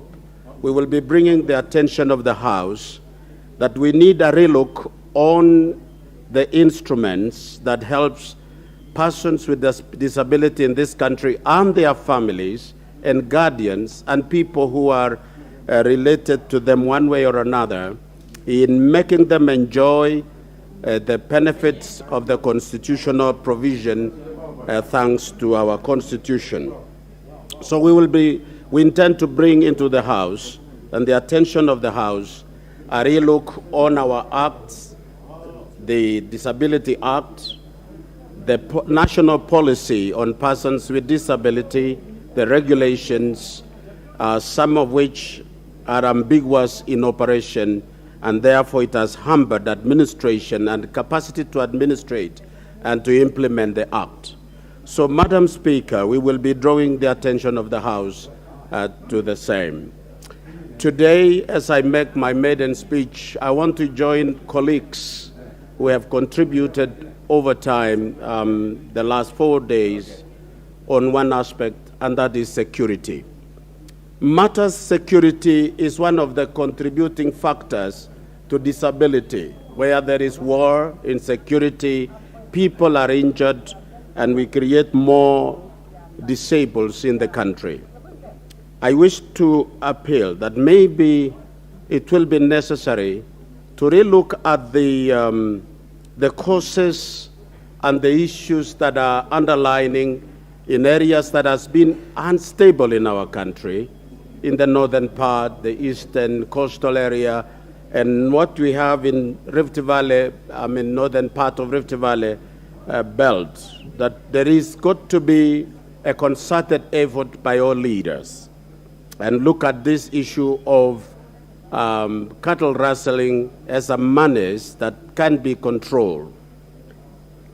Having lived and worked and participated in the faith-based services in this country for the last over 40 years, I have, in my opinion, concluded that this thing requires more of a political goodwill rather than any other methods. The others are secondary, but there has never been a political goodwill at national and local level. So perhaps this House will consider at one point to reintroduce a motion that we establish a task force of this Parliament to study and to let the people participate in contributing, has to know why and what are the causes and the remedies towards insecurity, and especially in areas which are affected in the communities. With this, Madam Speaker, I wish to thank you for giving me the opportunity. I guess I've been trying since we started, but I think I was a bit analog. There was one button that I did not press, so I thought I could not see it. But thank you very much. May God bless you. Good morning.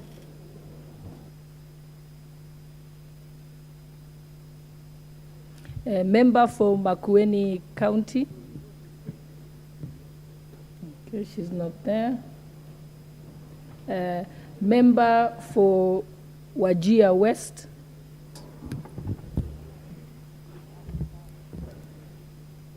Bismillah. Thank you, Madam Speaker, for giving me this opportunity to make my first maiden speech in this House.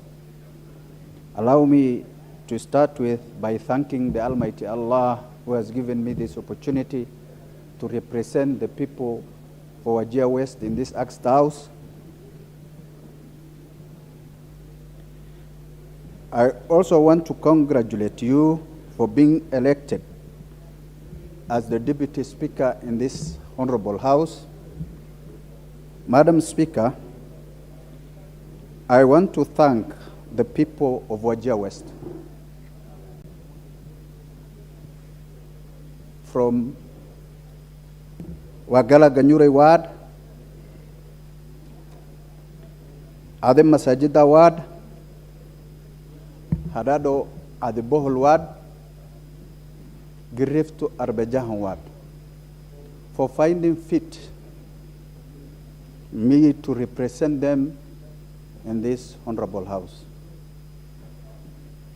It is with humility and deep sense of appreciation to the electorates who sent me here to represent them in this 13th House. Madam Speaker, Wajir West is unique with its own unique challenges.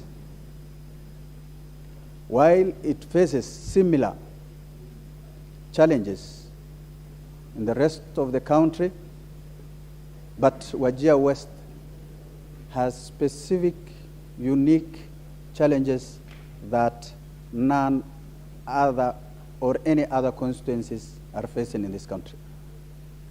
Among them, it is historical injustices that happened in Wagala massacre on 10th February 1984. That several people, innocent people, were rounded up, put into an airstrip by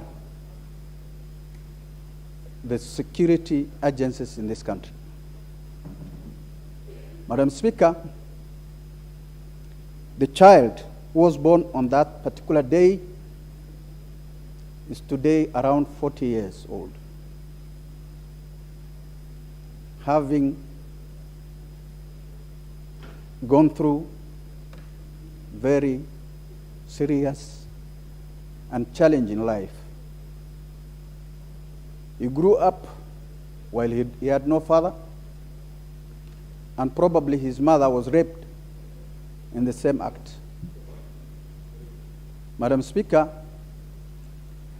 this massacre has been documented very well in so many reports, including the TGRC report, which gave a raft of recommendation to this country. But the only thing that was done was a blanket apology by the President of the Republic of Kenya on 2015. That was the former President Uhuru Muigai Kenyatta. But the rest of the recommendation has been shelved in the shelves and archives of this country. And I appeal to this government to kindly look into it, get the recommendation, and act upon it. Madam Speaker, Wajir West has also issues of insecurity on a daily basis. As much as the security agencies are trying the best, but they are overwhelmed in so many occasions by cattle rustlers and other thugs who have decided to commercialize animal thefts, Madam Speaker. Madam Speaker, in the last 5 years, 50 people have been killed in Wajir West. Innocent people who are looking after their animals. They have done no crime. They were just surviving on their daily, they were just doing on their daily care, their daily activities. But they were butchered, killed, maimed, and their animals forcefully taken, Madam Speaker. No inquiries or arrest or investigation has been made on those matters, Madam Speaker. The government so far has not returned back the animals. They have not investigated or arrested anyone on all those that happened during those times. Madam Speaker, of late, just recently, on daily basis, cattle are being stolen, taken. Camels are also stolen and taken on daily basis. Even last night, as we speak, 60 herds of camel has been stolen, and one man who was looking after it was injured. Today, he is lying in the bed of hospital, and we don't know his situation at the moment. Madam Speaker, I appeal to the government to facilitate the security agencies who have not been facilitated in terms of movements and in terms of personnel, Madam Speaker, to act upon or carry on their mandate. Madam Speaker, these security issues are trying to deprive lives and the livelihoods of Wajir West. Wajir West people feel or have similar problems like any other part of this country, like poverty, drought, unemployment, but they have this other burden on their shoulders. They have the right, Madam Speaker, to be, Madam Speaker, to be protected. Their lives should be protected.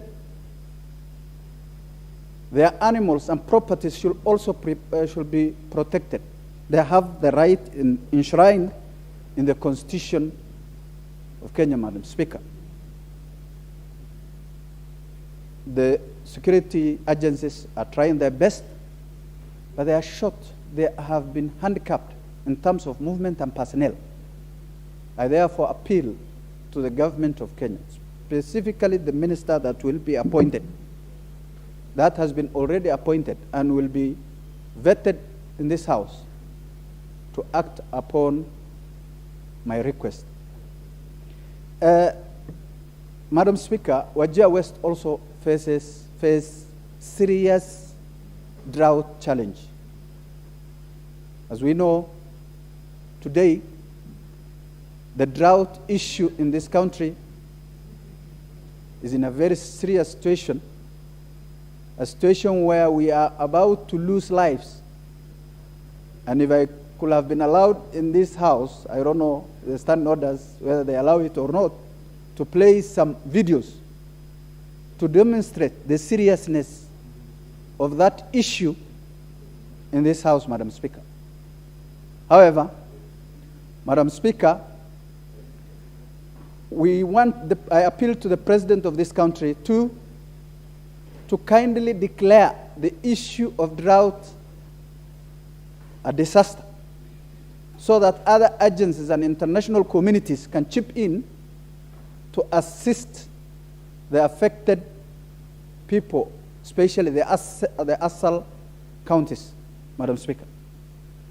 Madam Speaker, to conclude, I want to thank the people of Wajir West for having faith in me and sending me here to represent them in this August House. Thank you, Madam Speaker.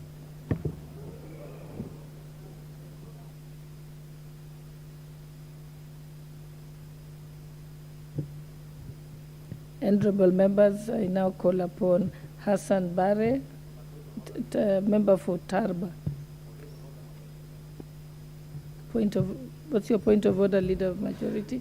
Sorry, Honorable Speaker, I didn't want to interrupt any of the maiden speeches, but I have noticed, Honorable Speaker, as much as members are complaining that the gadgets are changing the ordering, I noticed people are trying to relog, and maybe just as a point of information, to inform our new members, if you remove your card or you press the mic button again and it goes off, it relegates you down. I noticed that's why many of them were saying they found themselves at number 15, then fell down to number 30 because they are relogging and pressing the mic button to get your attention, Honorable Speaker. But now that I'm on my feet, Honorable Speaker, also, since you did recognize the students from pupils from Genesis Academy or Genesis School in Kikuyu, to also appreciate their presence and welcome them to the National Assembly. This is one of our best performing schools in the Republic of Kenya. In 2019, it is a school that produced the top boy, who is now a student in my former school. The school, the Alliance High School. And I want to encourage the Alliance High School. I want to encourage those students who are here from Genesis School to put in their best effort and work hard, and we look forward to their success. Those who will be sitting their KCP this year, and I wish them all the best. And those who desire to join the Alliance High School, they have examples to follow in Andy Michael, who was the best student from that school in 2019. And of course, yours faithfully, who is an old boy of the Alliance High School, welcomes them to Alliance High School for the boys and the girls to other better national schools in the Republic. Thank you. Honorable members, I think a member for Tarba, actually we had the the leader of minority who's before you, then you're next, kindly. But leader of minority, before you get your turn, I actually, the leader of majority, I had not been notified about the students from Muthiru. I've just been notified because they are behind me, my back. I can't actually see them. So, honorable members, I wish to recognize in the public gallery the presence of the teachers and pupils from Muthiru Genesis School from Kikuyu Constituency in Kiambu County. On behalf of the House, I welcome them as they follow the proceedings of the National Assembly. Thank you.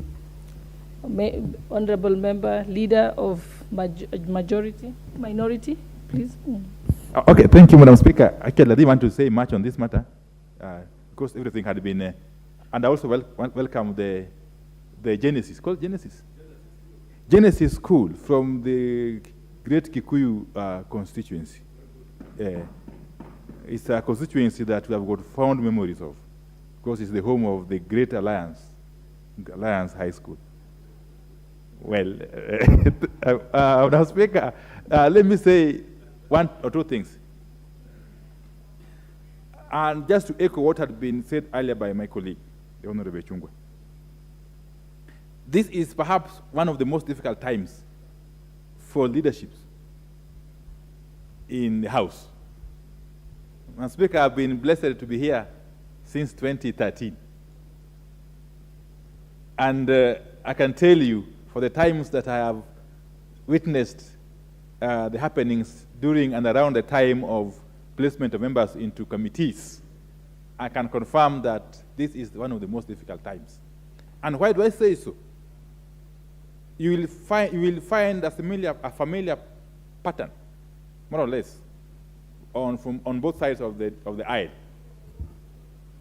by members essentially narrowing down to not more than 10 particular committees.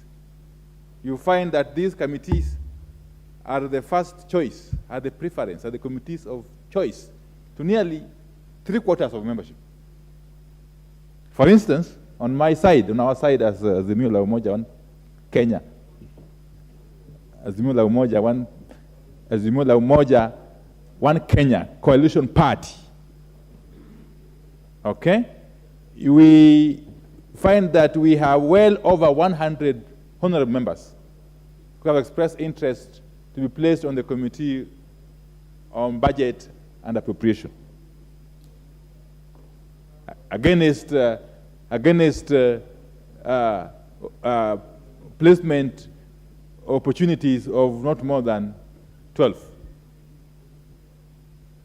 So, Madam Speaker, that obviously goes a long way to indicate or to show how difficult the task is to decide who then do you place there and who then do you leave out.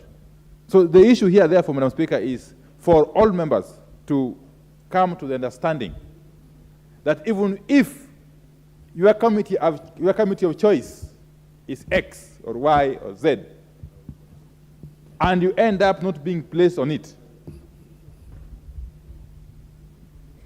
and eventually you get placed on a different committee or different committees, you should take the disappointment, if I may call it so, in stride, knowing fully well that you are being left out is not on account of any lack of experience or skills or what have you.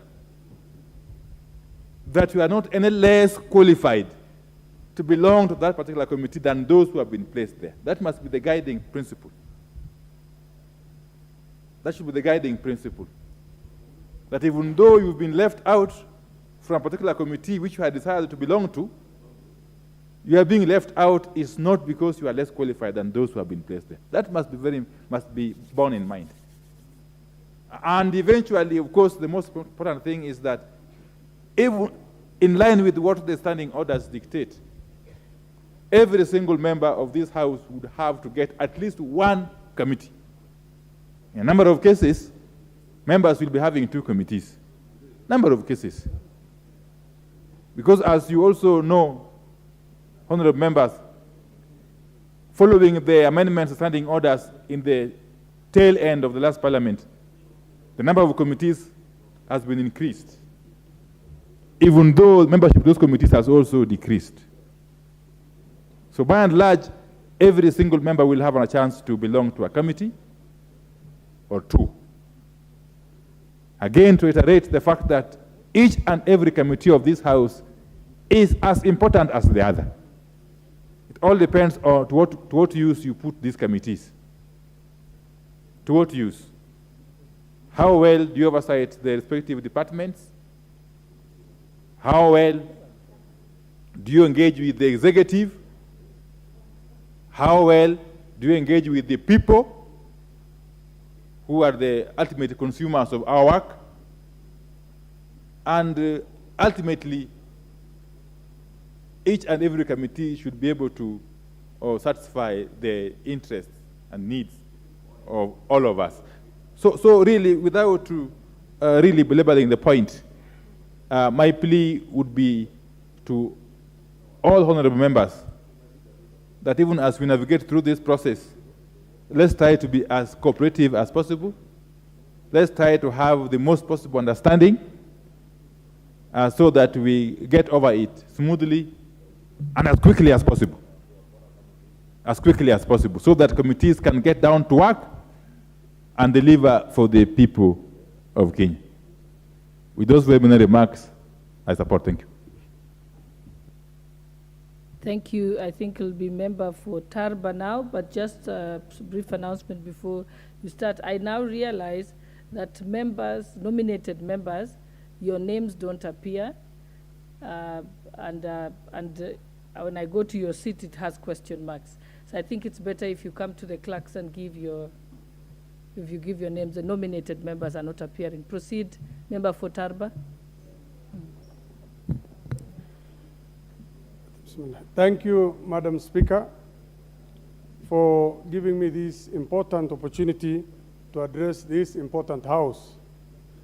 I come from Tarbaj constituency, which is within Wajir County, that borders also Mandera and also Somalia in the eastern side. I also want to congratulate the Speaker and yourself for being elected in this House to preside over issues in the business of this House. I do not want to forget the people of Tarbaj constituency who have sent me here to represent them and present issues they have to the nation. Thank you to the people of Tarbaj, and specifically those who have shown much support to me. I also do not want to forget those who are also for the other contestants. I represent them all now. Madam Speaker, currently, Tarbaj constituency has a lot of challenges, but currently, the biggest challenge is drought, where my constituents are losing their livestock, and there are also, some of them are at the verge of losing their lives because of lack of water. Even the security men who are supposed to guard our borders and our constituents and our people cannot even do their work. They are also suffering at the vagaries of nature. They do not have water. They call me also to supply them with water, which I cannot. So currently, Tarbaj constituency is suffering that drought. I know there are efforts which are being done by our government, headed by our President, Dr. William Samoei Ruto, and his deputy. They are doing quite a bit of effort, but that is not enough. I will expect a number of rigs and a number of dams to be allocated this time, and also in the coming budget, so that for once we address this issue of water needs to a large extent in my constituency. This is one thing that has always been coming back. I hope in this term we will find a solution for this, and I wish to engage the other members or the specific committees who are going to deal with sectoral areas that are concerned with water, that this is one thing we will give a lot of preference this time, so that such challenges in my constituency can be addressed. Another thing that as a result of that situation is unemployment. There is a very wide unemployment in my constituency because people depend on livestock, and the livestock are now decimated due to drought. And we are not connected to the national grid, the power grid, which will have enhanced the startups of factories and industries. We are also experiencing the least connectivity index in the country in terms of roads. This is what we are experiencing. This situation has created an environment where job is not being created, and quite a number of my youth and my people are very much unemployed. I will expect this term that the road from Modagashi to Mandera will be tarmacked such that business will be enhanced. The national grid will also be connected from Garissa to Mandera, so that industries can begin and private people can take up initiatives that will rejuvenate job creation. This is one thing that is of a bother to my people, and I hope this will be addressed. 3, one more thing my constituency experiences is environmental problem. This is an era where environmental concerns, climatic changes are a debate in the whole world. My constituency, being a dry constituency, which does not have electricity enough or electricity connectivity, people depend largely on the few shrubs that exist for fire and energy. They are forced to hew fire from wherever they find, and that extends or exacerbates the drought situation in my area. I hope, with focus in electricity connectivity, special consideration or preference to certain companies that will introduce usage of gas, because in my constituency I want to allocate some little money to some people who are going to be providing gas energy, and teach my people how to use this so that they can lessen the use for firewood. I hope the ministry concerned will also join me in encouraging these people to extend that service to my constituency, so that pressure on firewood is going to be lessened. I will also want the Ministry of Environment and other ministries who are also concerned, or especially energy, to help me recruit a number of young men as guards, environmental guards, so that they can be diverted from collecting firewood or cutting the few trees that we have, and they are meaningfully engaged on unemployment to guard those ones. These are some of the issues. One more issue that's also of concern to my constituency is the education sector. As they say, if you want to interfere with the progress of a society, you play around with the education. I must say, you will find schools with close to 600 or 700 students where you will find only one teacher or two teachers in my constituency. And that is widespread in the northern area. I know in the last term, a number of my MPs have had an initiative to improve that by taking up a proposal with the ministry and TSC, but that has been quashed and kept aside. Quite a number of teachers are recruited from across the country, but when they get there and probably registered or accepted as a teacher, they give an excuse of the place being inhospitable because of insecurity and such things. Those are just but excuses, but that is accepted from them by TSC. I hope this does not happen, and if it continues, or TSC gives a chance to recruit teachers from that area, such that the qualifications pegged on teachers does not apply to a certain extent in those areas, so that we can have local teachers employed. I know one more issue that my constituency has is the issue of access to citizenship documents, ID cards and passports. Recently, or a week ago, I was pursuing a case where a young man from constituency who is qualified in every way was following me for almost 2 weeks so that I can facilitate issuance of a passport to him. And when I took up, I was told it is the intelligence people who are verifying whether he's a Kenyan or not.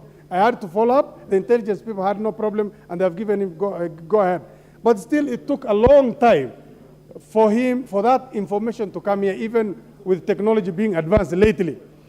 I know with the IPRS, Integrated Population Registration System in place, and the Huduma number that we've registered for, this verification from the ground should not take place anymore.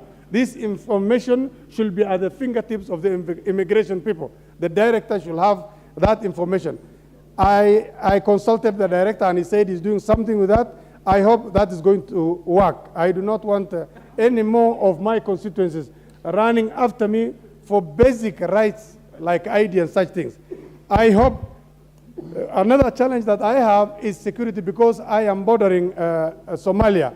My constituency, the Tarbaj constituency, gets a lot of incursion from an illegal group that operates in Somalia. I will want some facilities like sub-counties, and so sub-counties established in a number of my wards in my constituency, so that I can get enough security personnel to beef up security in my area. I know I will have more time. That is what I wish to say now. Thank you so much. Thank you. Member for Kiambu County.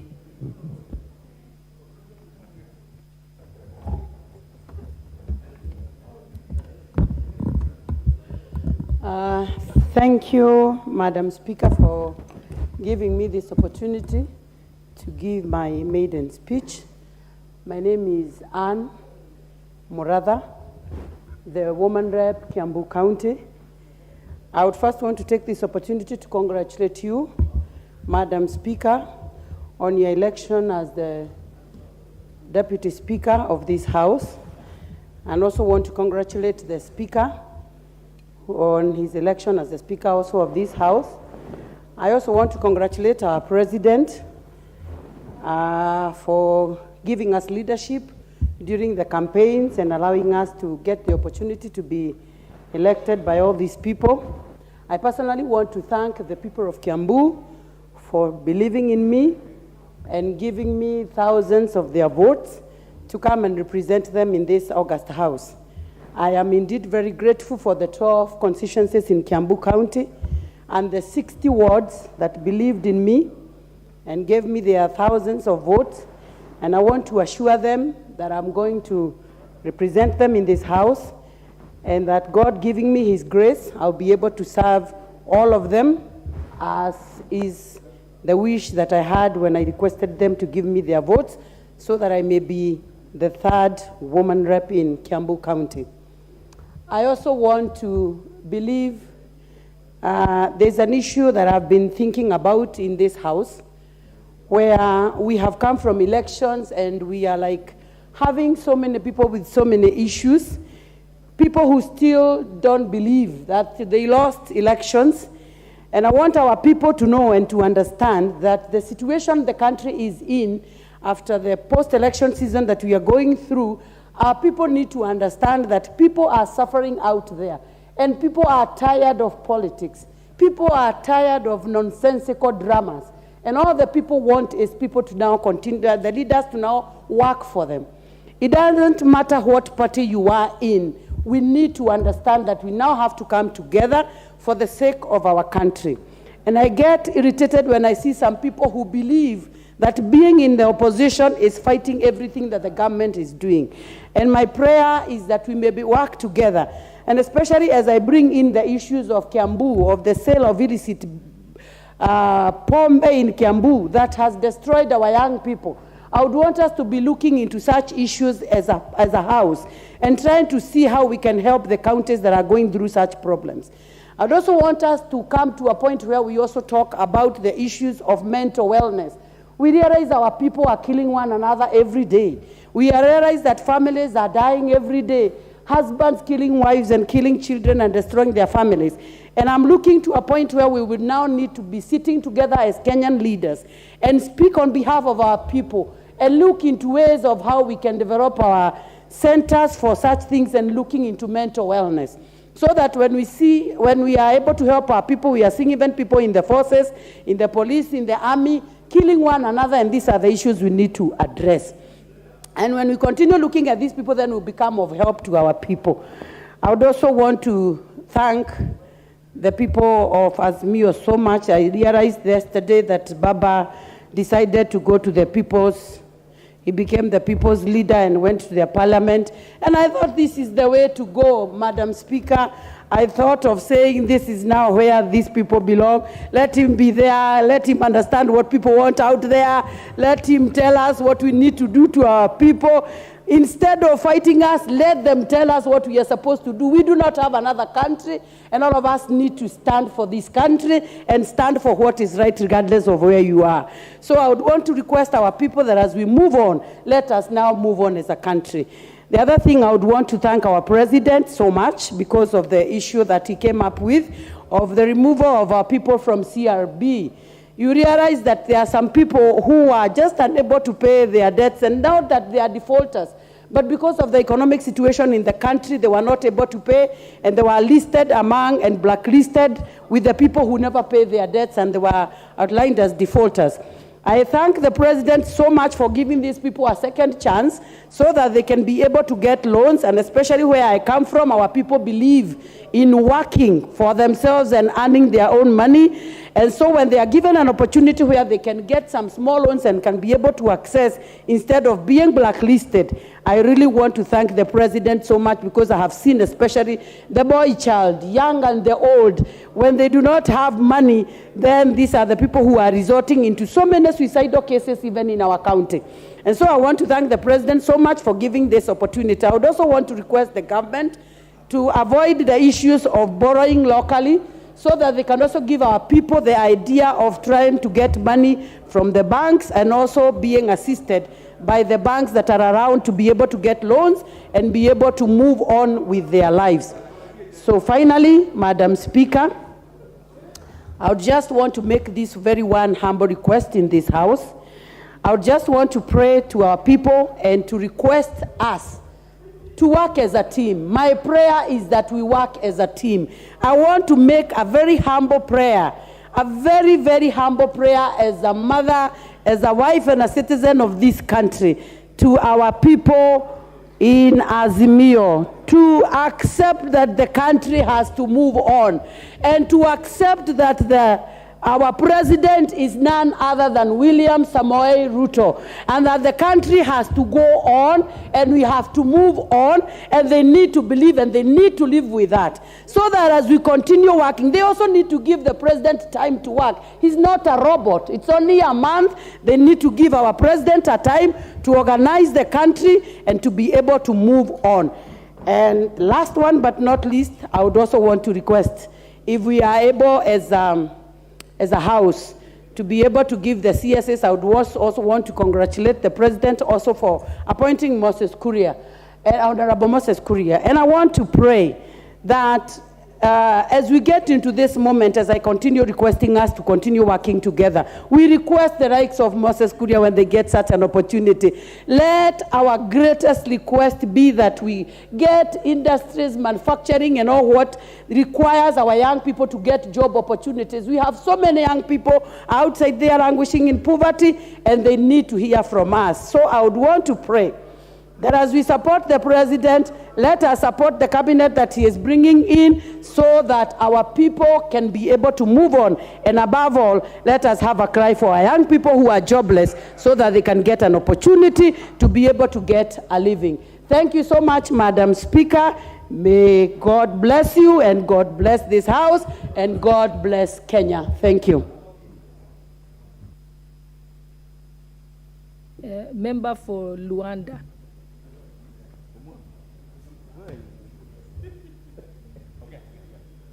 Thank you so much, Madam Speaker. This is my very first time to speak in this August House, and probably it will be right to first and foremost declare my presence. My name is Dickson Maungu, newly elected Member of Parliament for Luanda. Madam Speaker, I must take this opportunity to thank the people of Luanda for having entrusted me and found it fit that I represent them in this prestigious house. I've been actually on the queue for the last 4 or so days waiting to speak, but I think my time was meant for today, so I say thank you very much. Allow me to say congratulations for being elected as our Deputy Speaker, and to our good Speaker in absentia, allow me also to say congratulations. Madam Speaker, I will also wish to take this opportunity to sincerely thank the people of Luanda for having trusted me as a Member of Parliament in this prestigious House. It was my first attempt, and out of great respect, they found it fit that I could present them. I want to say thank you very much, the great men and women of Luanda who woke up very early in the morning to cast their votes, and more so in my favor as a Member of Parliament.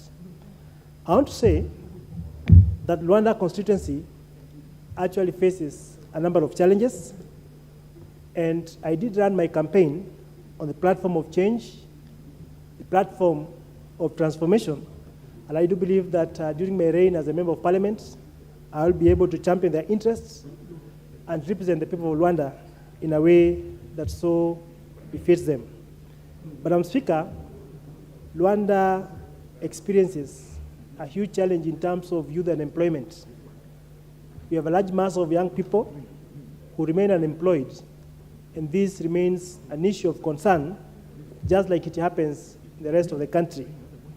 We have issues to do with infrastructure, and therefore, during my campaign, I ran the campaign on the platform of an IC agenda, where I stood for infrastructure, Madam Speaker. Infrastructure is a very, very important component for any kind of development to happen in any given place in this country. And I desire that on the platform of infrastructure, we have 2 important roads in Luanda, which I desire that in the course of time should be completed. We have one, Maseno-Kombewa. Madam Speaker, this is a road that began more than 8 years ago and has remained to be incomplete. I do believe that I'll be able to champion for the same and ensure that that road is completed and of great use to the people. This road, Madam Speaker, does cut across 3 counties and 3 sub-counties. That is Luanda, Rarieda, and Seme.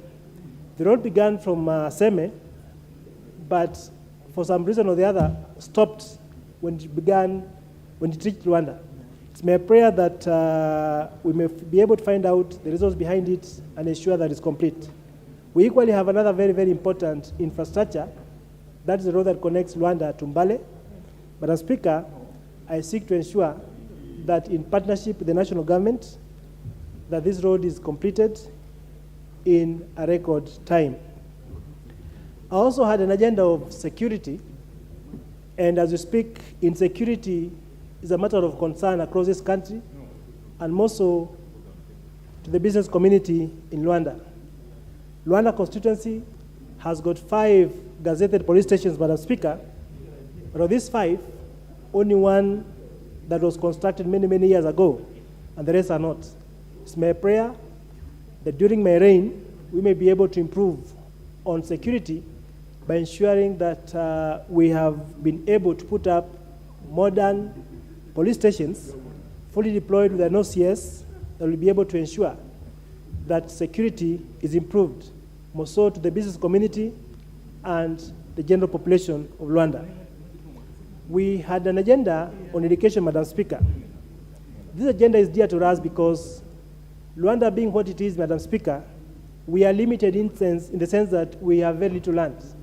But I believe that the only way we can be able to empower people is ensuring that they have access to bursary, ensuring that they are well supported in matters of education, which will improve their welfare, and more so enable them to be self-employed or even create employment, Madam Speaker.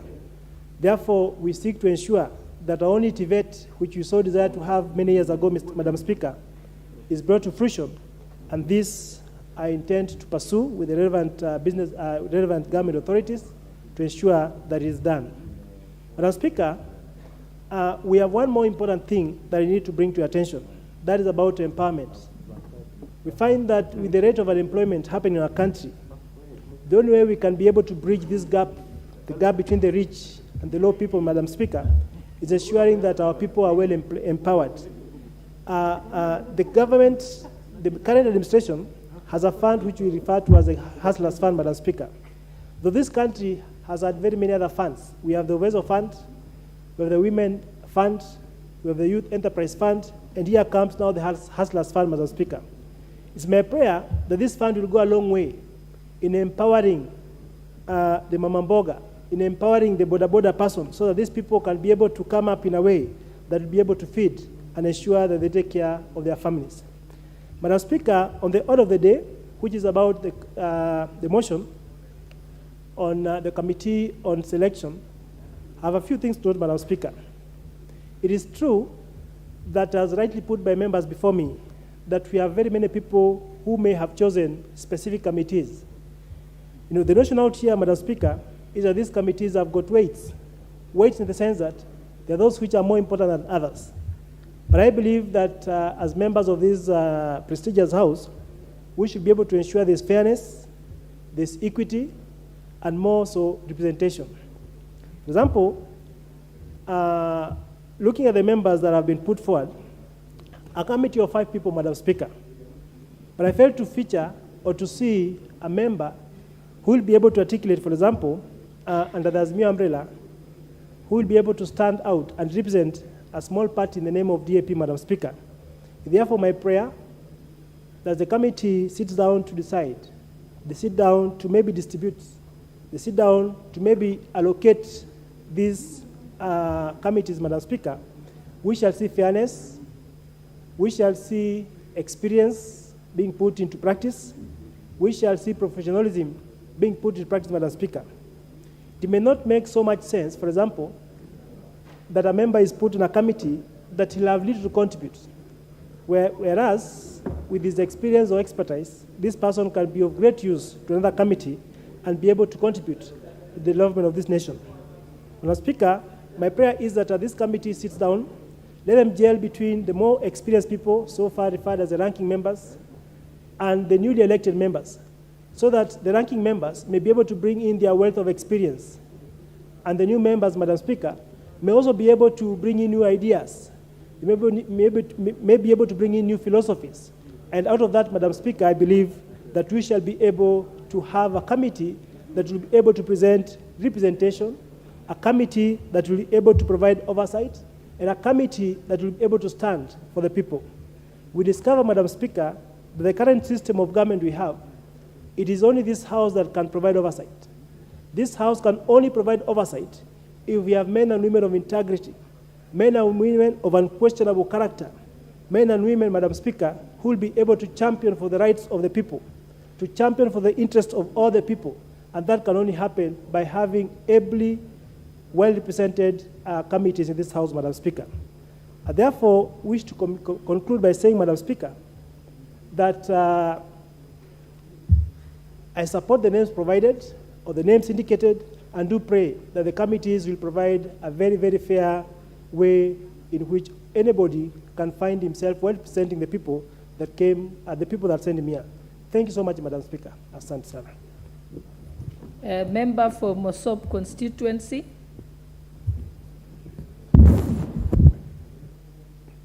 Madam Speaker, allow me to, first of all, thank you for this opportunity that you've given me. But before that, I want to thank God for this opportunity, because I came to realize that it was by the grace of God that I made it to this house. Against all odds, that coming from diaspora, running for office, it was not easy. So allow me to thank God for this opportunity. Allow me as well to congratulate you for being elected as the Deputy Speaker to this House, and also to thank and congratulate the Speaker that he was also elected as the Speaker of the House. Allow me as well to thank the people of Mosop for giving me this opportunity. We had almost 9 aspirants, but God gave me an opportunity to lead. So I want to thank the people of Mosop, and I want to assure them, even as we move forward, I believe that we'll be able to accomplish and do much together. There were several promises that we made to the people of Mosop, but I want to assure you that we will continue to work together, to stand together, and we'll be able to achieve much. Mosop is an agricultural constituency. 80% of the people in Mosop depend on agriculture. And we want to believe that these 5 years we'll be able to focus much on the issue of sugarcane, we'll focus on the issue of maize, and also the issue of tea and coffee, because it is a constituency that purely depends on agriculture. So we want to thank the President even for the subsidy of the fertilizer that he did the last few weeks ago. Again, Madam Speaker, I want to touch on an issue that also the President mentioned on his speech about the members of the citizens of Kenya who live in the diaspora. For a very long time, Madam Speaker, Kenyans in diaspora has been neglected for a very long time. They contribute over 285 billion to the economy of this country, but they've not been represented. Their rights, for sure, have been neglected. And I want to believe that in the next 5 years, as we move forward, and I'll be representing their interests in this House, that we will be able to consider even having diaspora as a county or one of the counties that we will have to elect or give them nomination so that their interests will be still represented here. These issues we've continuously raised in the diaspora, that we only send money, but when it comes to issues of the embassies representing the interest, it has not. We have an embassy in Washington, D.C., but we have Kenyans in different parts of the country that they are not able to get to the embassy. Kenyans who live in Dallas, Kenyans who live in Georgia, they have to make a visit, and it's very expensive for them to go to Washington, for them to renew their passports, for them to be addressed on their issues. But we want to ask the Ministry of Foreign Affairs to consider opening several consulates in various parts of the foreign countries, if it's US, if it's Australia, if it's UK, if it's whatever country the Kenyans are. I want to hope that the Ministry of Foreign Affairs will consider. I thank the President because he came up with the Ministry of Diaspora, even though it did not eventually become the ministry of itself. but it became a docket that they are going to probably, maybe they might appoint peers that will be able to address the issues of some of these foreign nationals that we have outside of Kenya. We have several Kenyans who are going through a lot of struggles. The issue of Kenyans who live in Saudi Arabia or in the Middle East. This issue has been brought into this house for many, many times.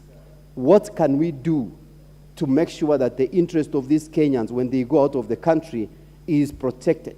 But the government has been reluctant in monitoring and supervising the agencies that send these people outside the country.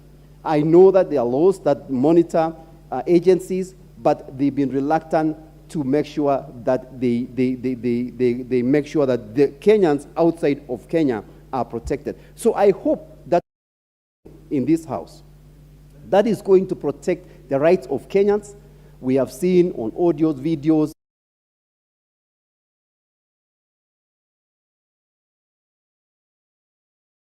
so I want to believe that in these few years, we'll be able to address the issues of those Kenyans who live abroad. I want to give them an assurance that for the time I'll be here, I will represent their issues. We will be able to raise these issues. We'll write the bills that will protect them. Because we want our sisters, our brothers who go outside the country to be given the opportunity to do the best they can. But at the same time, we want to make sure that they are protected as well. For the people of Mosop, we have insecurity issue along the Nandi escarpment as we border the western and the Nandi region. And I want to assure them that in the next few days, we will be having a meeting so that we can address this issue of the border. I've had a chance to talk with the Member of Parliament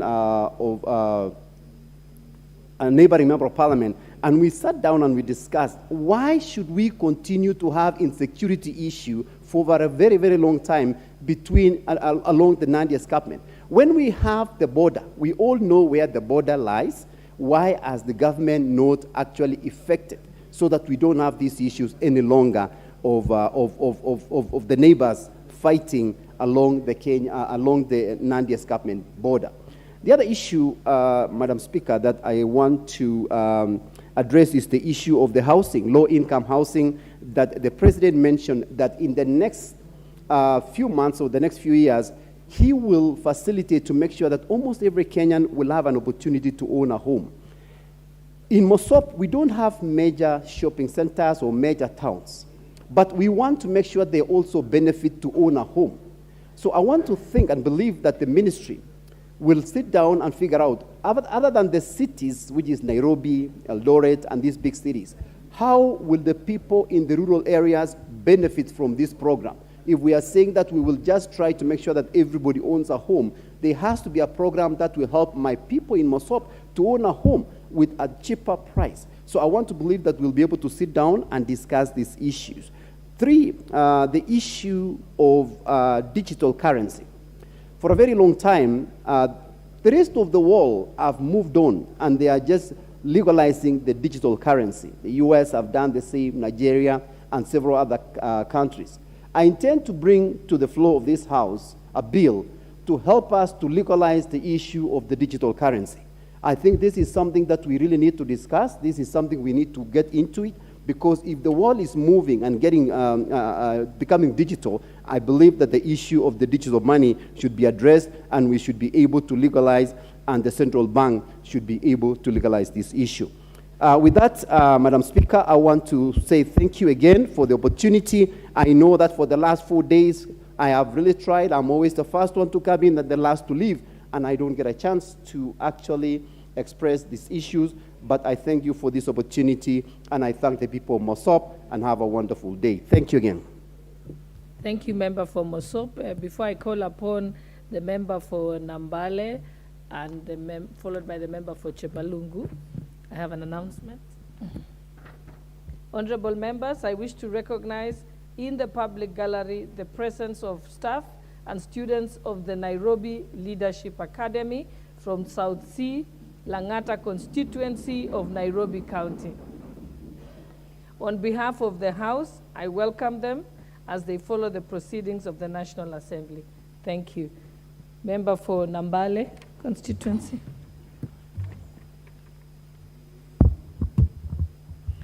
Thank you, Madam Speaker, for giving this opportunity to address this House in my maiden speech. For the benefit of my fellow members, my name is Geoffrey Mulanya, the independent member for Nambale constituency. Madam Speaker, first I wish to thank you and congratulate you on your election as a Deputy Speaker of this House. Secondly, I wish to thank the people, the great people of Nambale, for electing me as their Member of Parliament, despite the difficult circumstances prevailing at the time. Madam Speaker, it was not easy to make it in Nambale as an independent member of, to this House, and I'm not taking this for granted. Madam Speaker, some of the reasons why the people of Nambale saw it fit to elect me to this House is on the issues I advanced to them that touch to the livelihood, particularly the issue on electricity, road network, agriculture, education, and water supply. First, let me address the issue on electricity supply, Madam Speaker. Madam Speaker, we have a serious problem in Nambale constituency whereby electricity supply is not stable, and this has affected greatly our people, especially the young people that depend on electricity supply for their livelihood. Madam Speaker, I really implore upon the Ministry of Energy to look into the issue, because we have prolonged power blackouts that last as long as 12 hours in Nambale constituency. So we don't understand this common occurrence that has prevailed for more than 4 years. So we really wish that this matter will be addressed with the urgency that this deserves. Secondly, on the issue of health, I'm aware that health docket is one of the devolved functions. But Madam Speaker, I will implore upon fellow members to look into this issue of health, especially leaving health to the devolved, as one of the devolved units, Madam Speaker. Our people are really suffering, in the sense that you will find that the allocation given to the counties is not adequate enough to address some of the issues. For instance, Nambale, we have one of the oldest health centers that has been elevated to level 3 hospital, but indeed is supposed to be a level 4 given the population of the people of Nambale. But we, besides that, we also need to look to address the issue of the health policy, whereby I've been observing since since 2013, when we had the devolved functions, and noted that the health department is one of the departments that has stagnated in growth, whereby there's no progression in terms of the health service being offered to our people. You will find that the health facilities are at the same level that where they were even before devolution was introduced in this country. So I will be urging fellow members that we really look into the issue and analyze properly the issue of health, so that we determine whether health should be a function that should be fully be left for the devolved units, Madam Speaker. On the issue of agriculture, Madam Speaker, I wish to state that the people of Nambale depend 80% on agriculture as the backbone of the economy. And I'm happy that the President, in his speech in this House, gave emphasis on the supporting farmers so that they can contribute the growth of the economy. And on that note, he promised that, and followed up with the issue of the subsidies on fertilizer. Madam Speaker, the difficulty the people of Nambale are facing is to access this subsidized fertilizer. You note that this subsidized fertilizer is being channeled through the National Cereals and Produce Board. For the people of Nambale, we don't have the benefit of having the National Cereals Boards near them. The nearest is in Bungoma and Malaba. Bungoma, Madam Speaker, is 80 kilometers away, and the farmers are really hampered to access this particular commodity. We believe that the Ministry of Agriculture should deem it fit to ensure that this subsidy fertilizer is distributed through the constituencies or the sub-county, so that we as the representative, we can help farmers access the fertilizer and also register them for distribution. On the issue of the road network, Madam Speaker, this is another challenge that is really affecting the growth of a great constituency, in that we only have one tarmac road from Mumias to Busia town.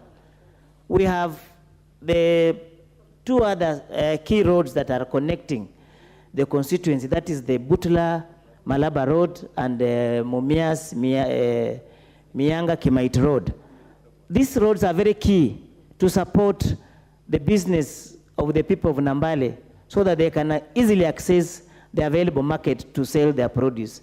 But from the 1990, we have never had expansion of road network in the constituency. I believe that this current government will look into issue and ensure that Nambale also benefit from the national cake. On the issue of education, Madam Speaker, I note the great concern that we have serious teacher shortage, and I'll implore upon the Teacher Service Commission to ensure that they employ more teachers to deploy in the schools in Ambali constituency. I was there last weekend. One of the school, Madibo Primary, with a population of 800 students, it only has 9 teachers, Madam Speaker. This number is quite low, and we believe that the ministry will look into the issue so that we can have enough teachers deployed in our constituency. Madam Speaker, there's also another great concern on the issue of Ebola. Nambale constituency is close to the Busia border. And last week we had, through the ministry surveillance, we had issues of 2 cases which turned out to be negative, but we cannot take this for granted. I really call upon the Ministry of Health to work closely with our county government so that they can deploy enough qualified personnel to ensure that they do proper screening for the people entering our country from Busia border, because our people are greatly apprehensive that if this issue is not addressed, we may have another pandemic in our constituency, Madam Speaker. On the issue of farming, again, Madam Speaker, I'm happy that when the President visited the great county of Homa Bay, he talked about cotton farming. Madam Speaker, Nambale constituency is one of the constituencies that have been farming cotton in this country, and we even have a defunct cotton ginnery that is not functioning. Madam Speaker, if the ministry revives the farming of cotton, I would implore upon the ministry to ensure that Nambale is one of the areas considered, because it is an area that previously cotton was doing very well. So we believe that this particular cash crop will help our people improve on their economy. With those few remarks, Madam Speaker, I wish to thank you for giving the opportunity to make my maiden speech in this House. Thank you. Member for Chebalungu constituency. Thank you. Thank you so much, Madam Speaker. I am a member, a new member, so to say. You remember I've been to your desk severally. I came here with the knowledge of any time I want to speak, I will speak to the floor of the House. But since I've learned that resilience pays, and that is why I am here. First, I want to congratulate you, like my earlier colleagues, for your election as our Deputy Speaker. We believe and trust in you that you will serve us equally. And to say many thanks and congratulations to the Kenya Kwanza team, for the President, and to congratulate and to appreciate my people, the great people of Chepalungu, for having faith and trust in me. It's been a journey that started long time ago.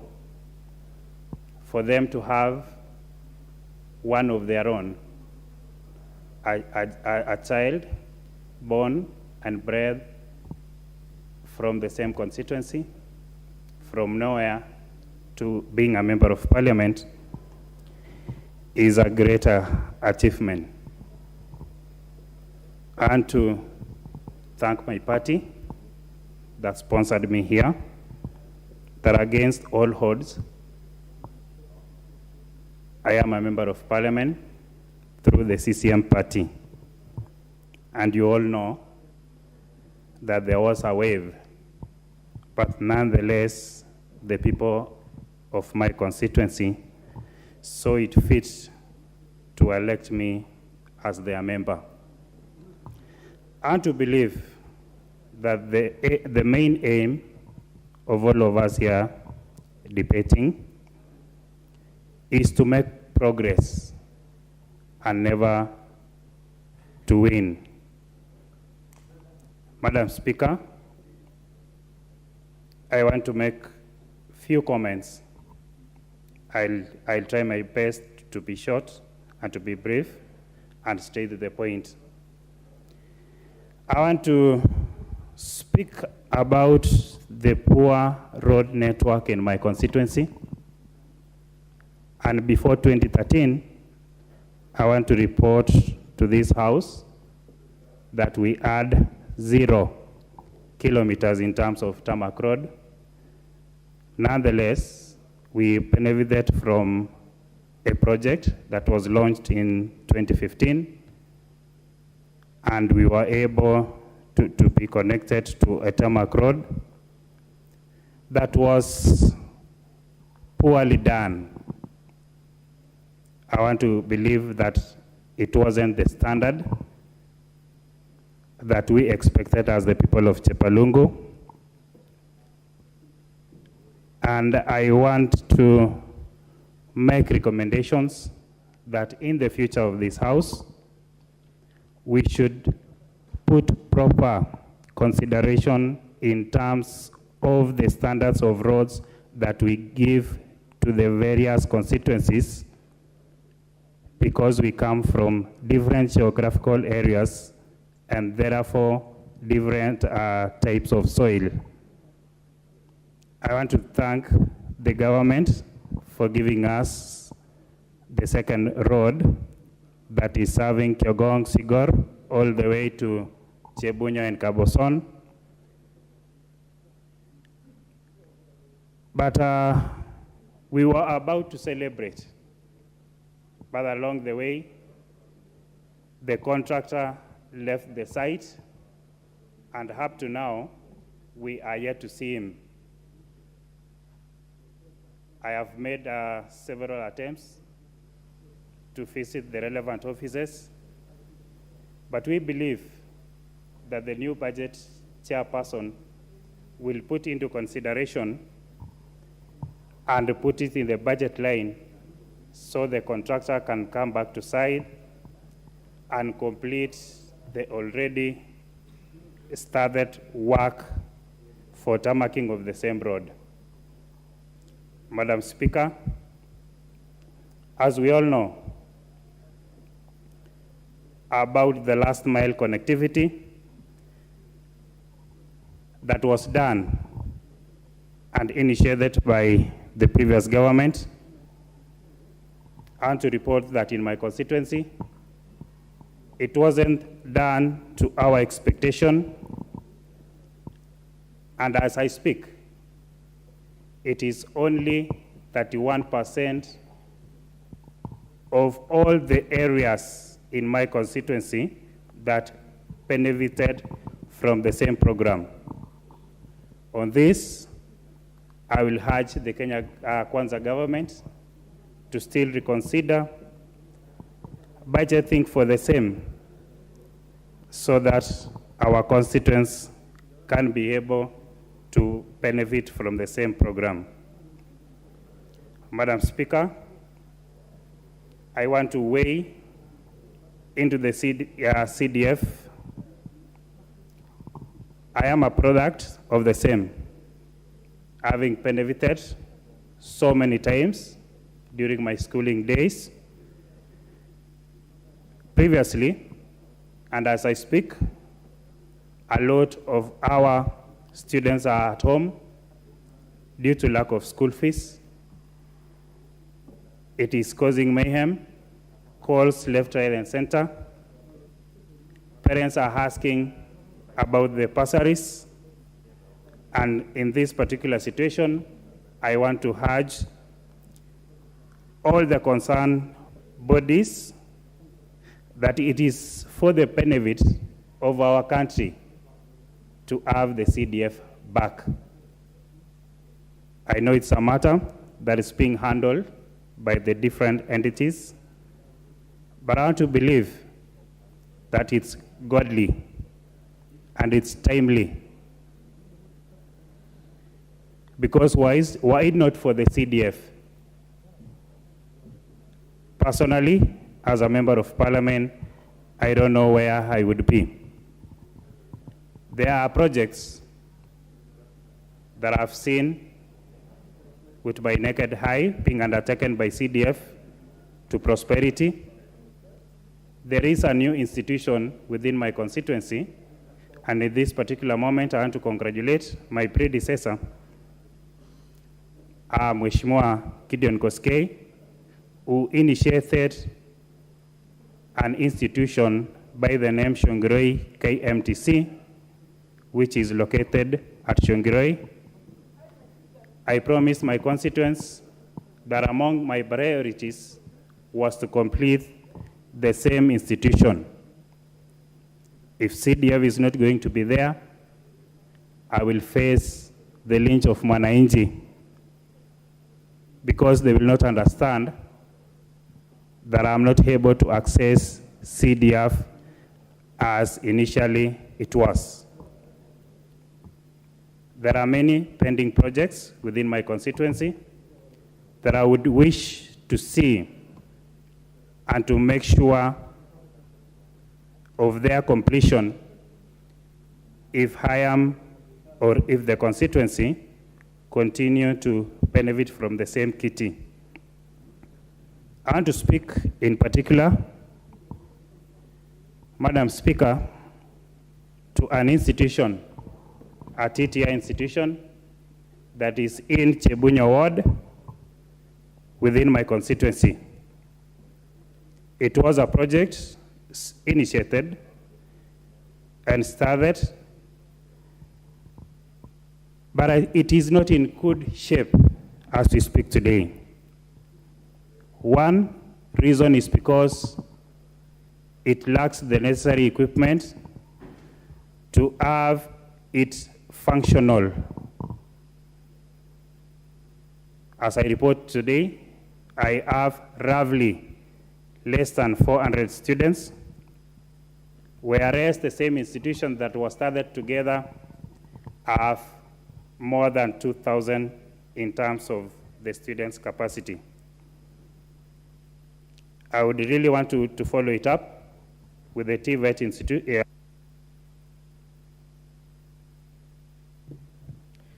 Member for Funyula, what's your point of order?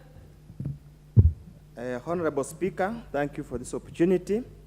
We are debating a motion moved under Standing Order 172, and that's the appointment of members of the Committee on Selection, which is an extremely important committee that will set this House into work.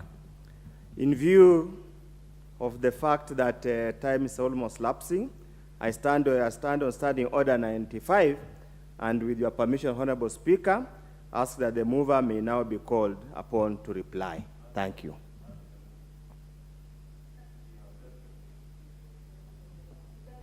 Is that the mood of the House, that the mover should proceed to reply? Yes. The ayes have it. Mover, I now call upon the mover to reply. Thank you, Honorable Speaker. Let me thank the member who has raised that, because at the time, and I think also interest of members, had dissipated a little bit on this particular motion. And just thank the members who have contributed to this motion and supported the appointment of this very important selections committee that will now be able to get down to work and place all our members in their respective committees. Honorable Speaker, as I reply, I would also wish to request that you consider putting the question as a first order of business this afternoon, because of the obvious reasons. If you look around the chamber, Honorable Speaker, and with those very few remarks, again, thank you to all the members, and we look forward to putting the question in the afternoon and transacting the other business that's lined up in the afternoon. Thank you, Honorable Speaker, and I beg to reply.